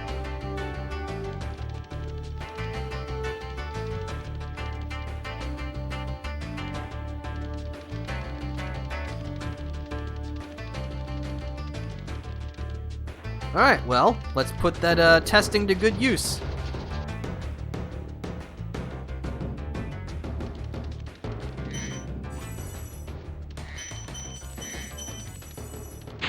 Oh, that was some gems, but that's okay, we need the gems. Can I make it over there? Oh, almost. Alright, I guess we'll just have to do this the way that the devs intended.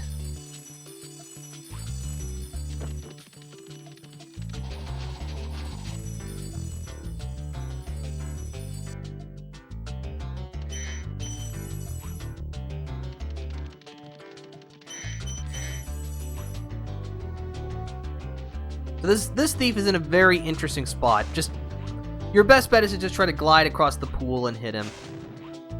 Though be warned, he can change his direction quickly.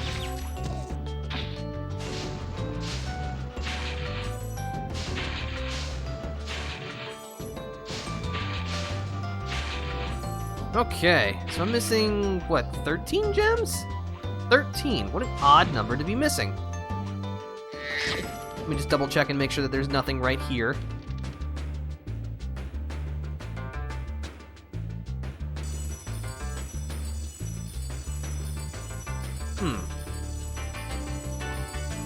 You know what? There's probably something in the bug cave.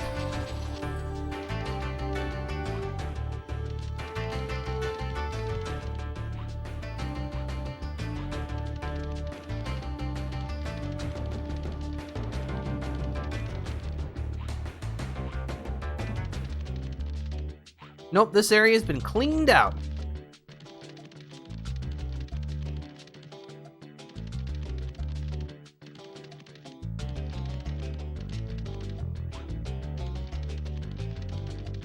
Hmm. 13 is just such an oddly specific amount of gems to be missing.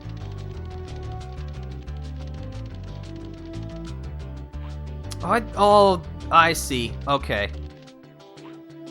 Very smart game.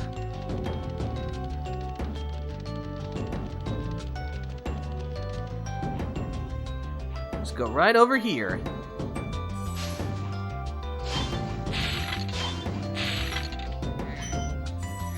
And this should be a blue one.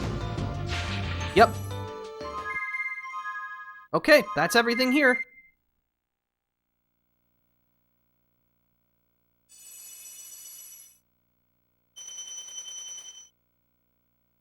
This is going great.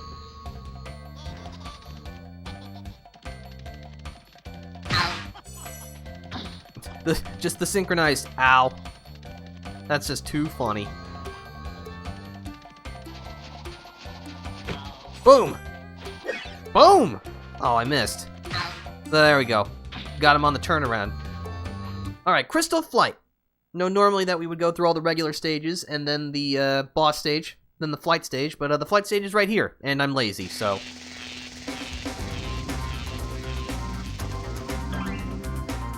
Ooh, look at all the multicolored rings! Starting to move up in the world. Also, I think all of those rings were in the order that, that, like, the colors of the rainbow are. Red, orange, yellow, blue. No, I'm sorry. Red, orange, yellow, green, blue, indigo, and violet. Oh, what am I doing? I am slip-sliding all over the place. Oh, I'm running out of time. Hard left.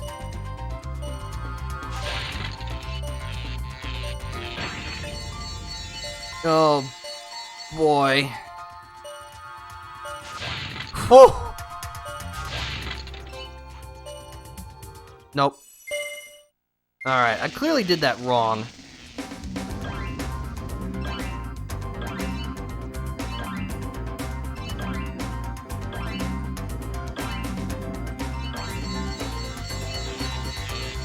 Hard right.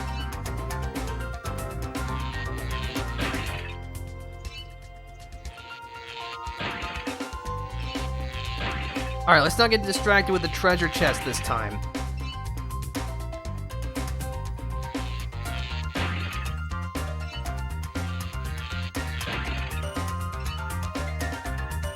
Oh, much better. Bank.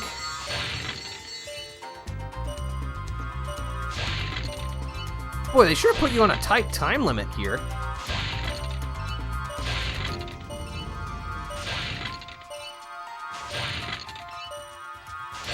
Alright, now let me at those planes. No, come back!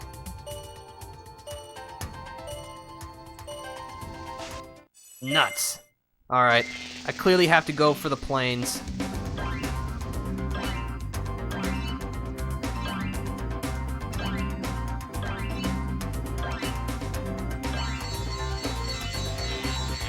Well, these only give you 2 seconds here. I thought they usually gave you 3 seconds. You're being stingy.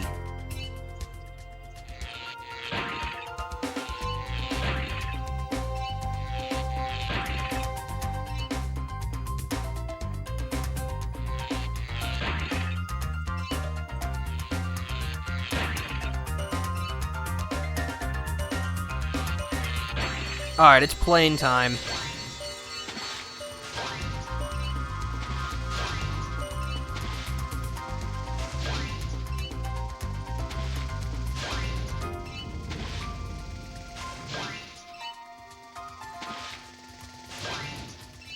Oh, that's much better. Okay. Now we get the treasure chests.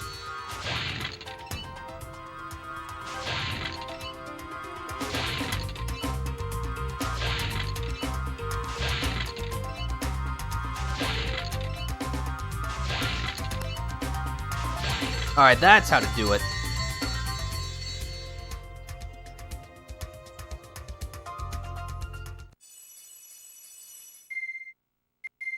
Nope, I'm out of here.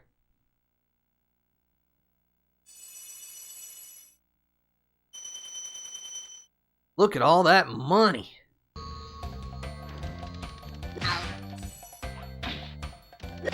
And hey, that's enough pearls for a 1-up.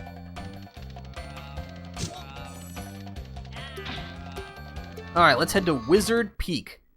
I think Wizard Peak is probably one of my favorite stages in the game. I love the music, and I love the mechanics.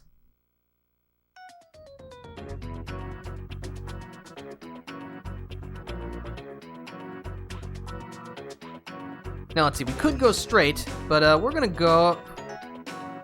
Let's go straight first.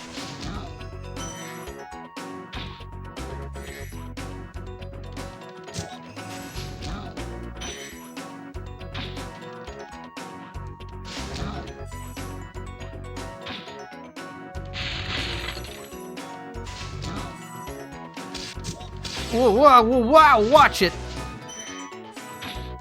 I'm not interested in any shocking developments.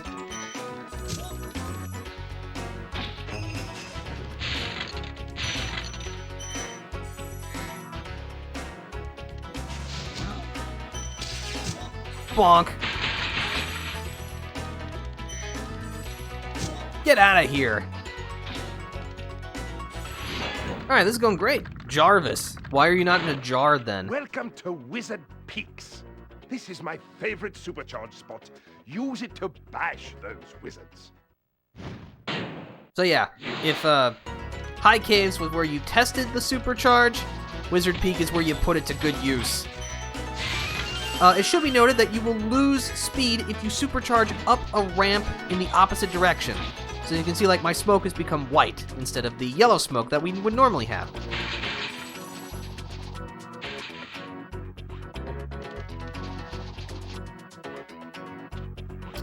Let's see. Let's go back to the other way first. As long as we're here.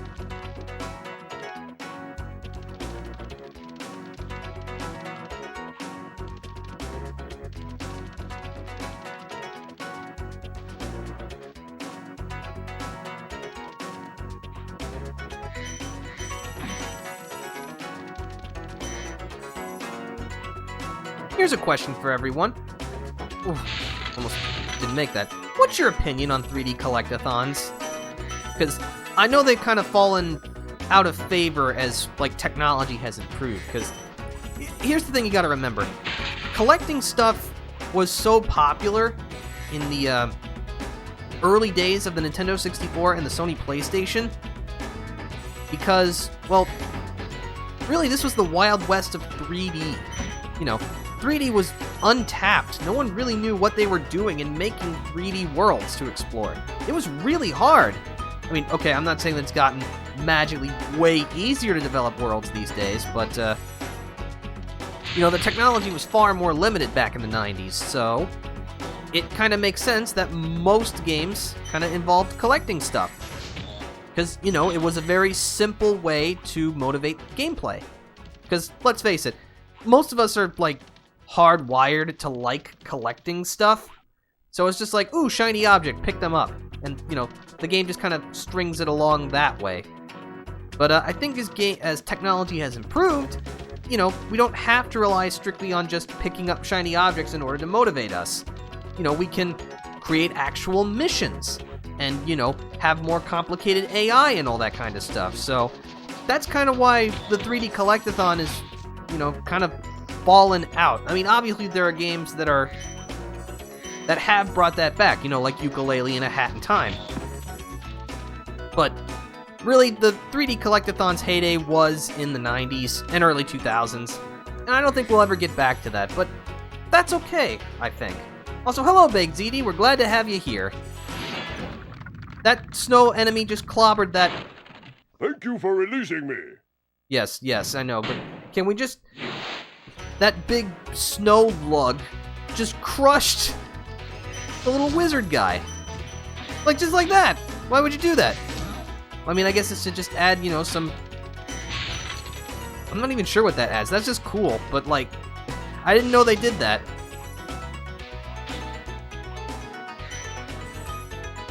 Also, we got another thief running around another pool.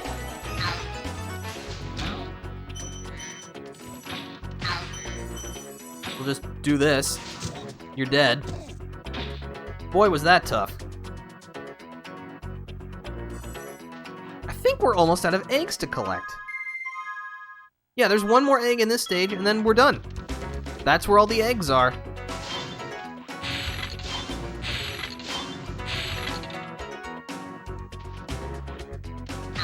Oh, he's trying to dodge. That's cute. It's exceedingly violent, but it's also cute. Alright, open up. Lucas. Listen carefully, Spyro. There's a secret area in the artisan home. It is at the waterfall. Try jumping on the stones there. Artisan home, waterfall. Sounds good. So yeah, that was the hint to let you know about the secret in Artisans that opens up the flight stage there. But thankfully, since I'm such a pro gamer, we already did that.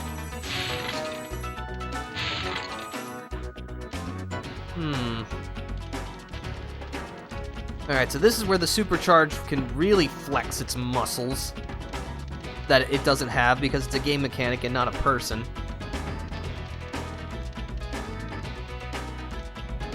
Do you think, like, other animals care about as much muscle? Let me try that again. Do you think other animals care as much about muscles as we do? Like, you know, we have... Oh, hold on. Nope, that's a wall. Like, strength competitions and that kind of stuff. Do you think, like, gorillas do that same kind of thing? It wouldn't surprise me if they did. But, like, now I'm just trying to imagine, like whales, like, comparing how, like how much they bench press or something. I don't know. That idea just sounds really funny to me. I don't know. I just have some very strange thoughts while I'm playing these games. Kind of a me being on autopilot. It's like, I don't have to think very much about the gameplay. I can just ponder the mysteries of the universe, like, how much could a whale bench press? Something that keeps me up at night.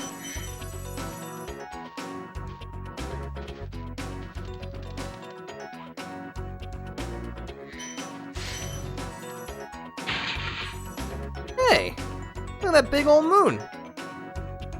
It almost looks like the moon that Insomniac would use in their logo for several years. Maybe this is where that first came from.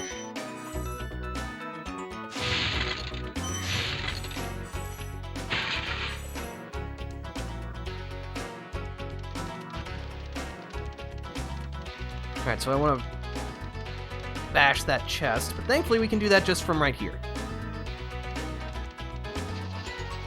Hard right.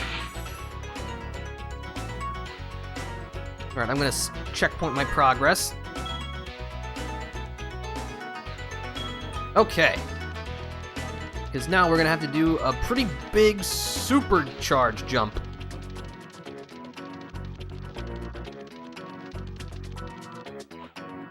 Alright, let's hit it. Take off!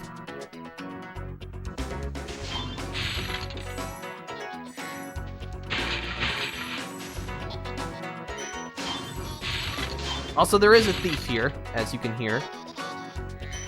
But as you can see, he also just kind of stands here and does nothing. So you can just toast him. That's all 12 dragon eggs.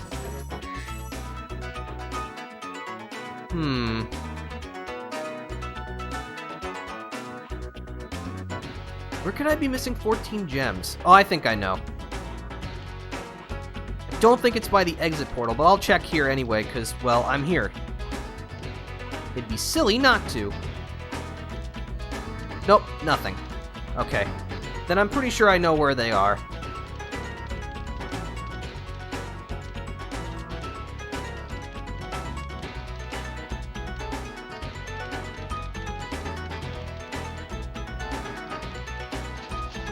Chugga, chugga, chugga, chugga, chugga, chugga, chugga, chugga.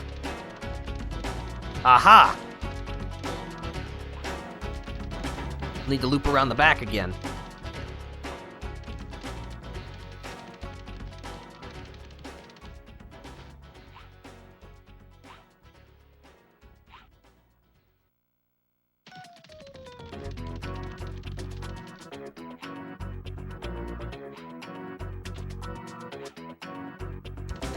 It's here somewhere. I'm gonna find that wizard and give him what for.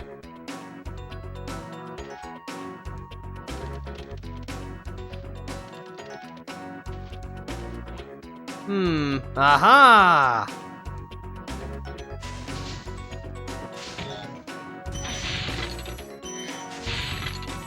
That should be it. Yep.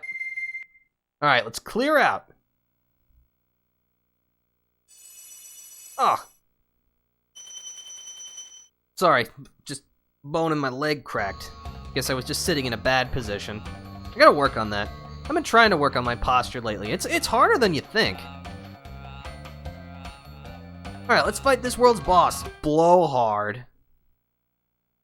Please try to keep the jokes to yourself. I know you probably can't, but, you know, at least try.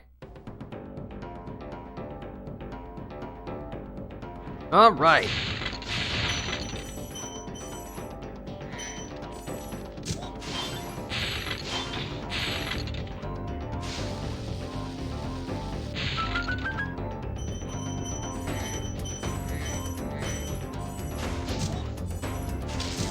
Ah! It's alright, just walk it off. You know, just walk off being electrocuted. You know, that'll definitely help. Watch it.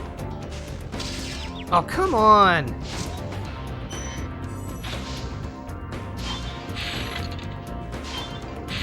There's old Blowhard himself.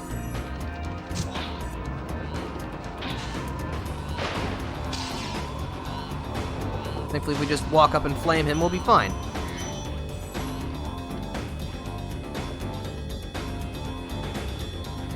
Fortunately, there's no fodder around here, I don't think, so, having already taken 2 hits is bad.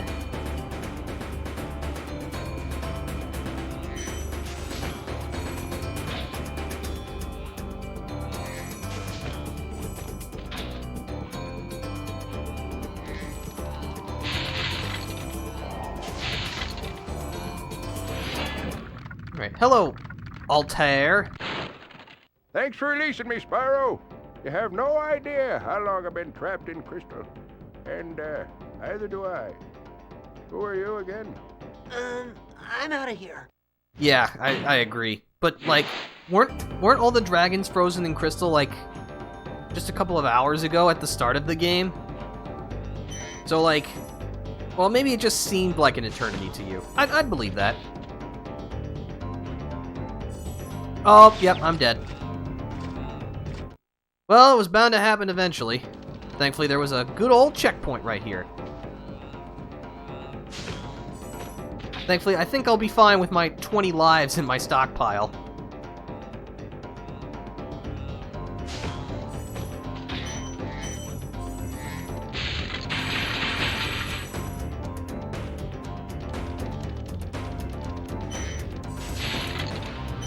Alright, there's Blowhard again. Yep, that was another hit.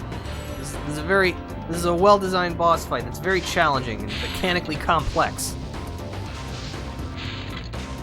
No, come on. Thank you.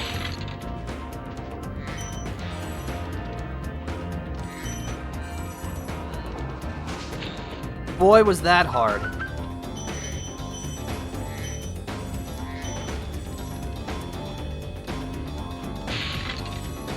Is that it? Oh, that's it. Alright, cool.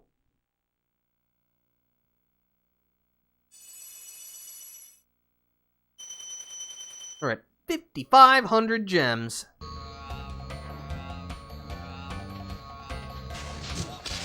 Ugh. Well, thankfully I got a free butterfly.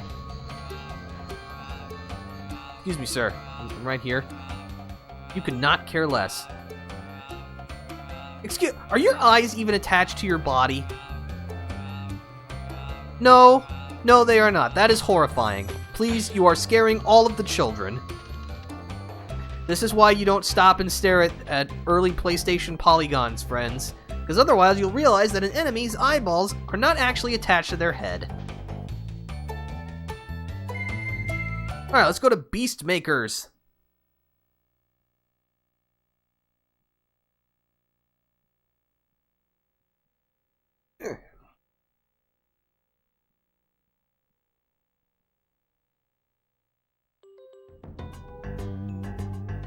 So yeah, this place is kind of gloomy. But again, I guess that kind of makes sense. After all, this place is called Beast Makers. Kind of makes sense that it'd be, you know, more kind of down-to-earth, less whimsical kind of place. So these Norks will, using their electric packs, shock the ground that they're standing on. So make sure you wait in between their shocking intervals, then pound them. Hello, Bruno. Nasty Nork is turning our swamp into an electrified junk heap. And it used to be so beautiful. I'm sure it was.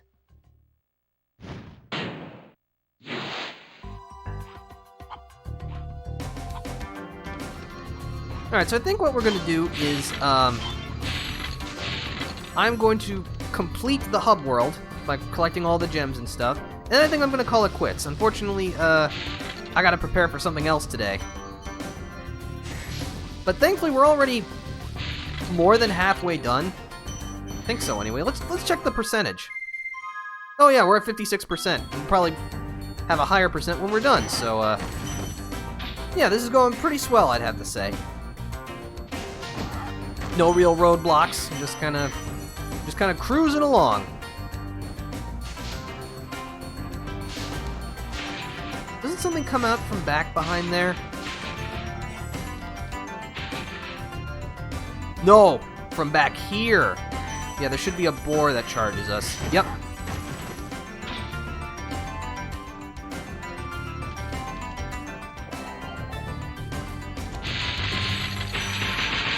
Just smash up everything.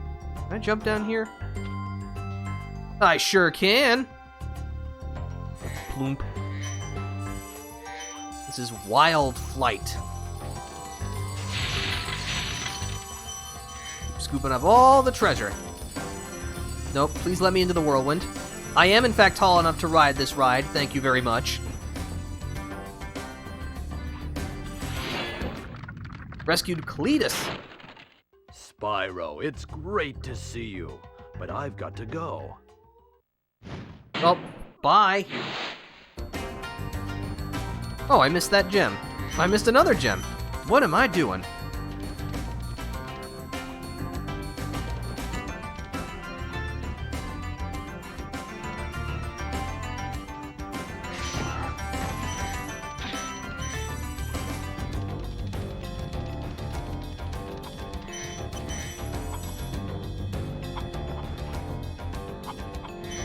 Look at all the structures in the background. They just add like a lot of depth to the stage. I really like that. I thought they could hide this yellow gem from me, huh? Well, guess what? They can't.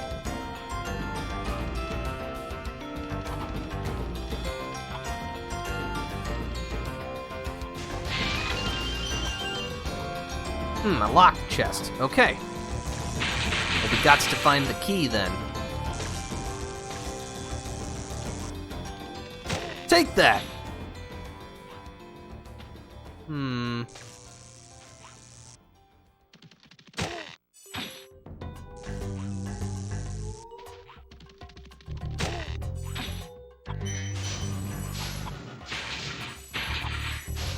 Just keep scooping up all the stuff. Boy, these Norks are really sloppy if they're just kind of leaving all of the gems around. Am I able to enter the next world now? Let's see. Cray? No. Maybe once you rescue 50 dragons, I'll feel a little better, alright? Oh, we're at 48. Found all the dragons here. Okay, so if we just find a couple more, we'll be okay.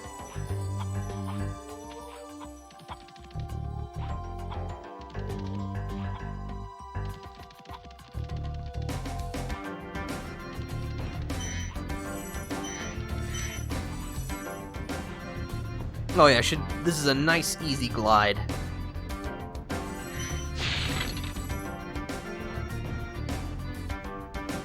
Well, thankfully this muck isn't insta-kill, so you can jump out if you're quick.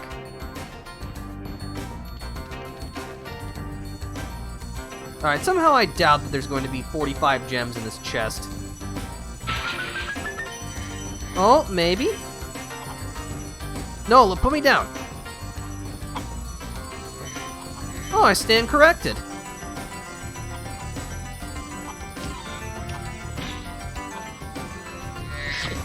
That's all the gems.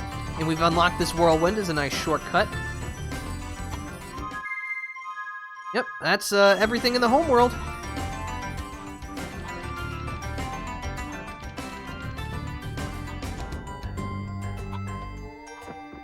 So I think this is a good time to just save the game. And, cue the outro. So thank you for stopping by, everybody. I hope you've enjoyed this first episode of Spyro the Dragon. Or session, rather. There I am getting my terms confused. We'll probably finish this game up next session, most likely. I mean, we are at, what, 58%. So, you know, we made good progress. If you'd like to stay up to date on the things that I do, I have a Twitter and a Discord that you can see in my information panels. But for now, this is the Defender signing out. See you later!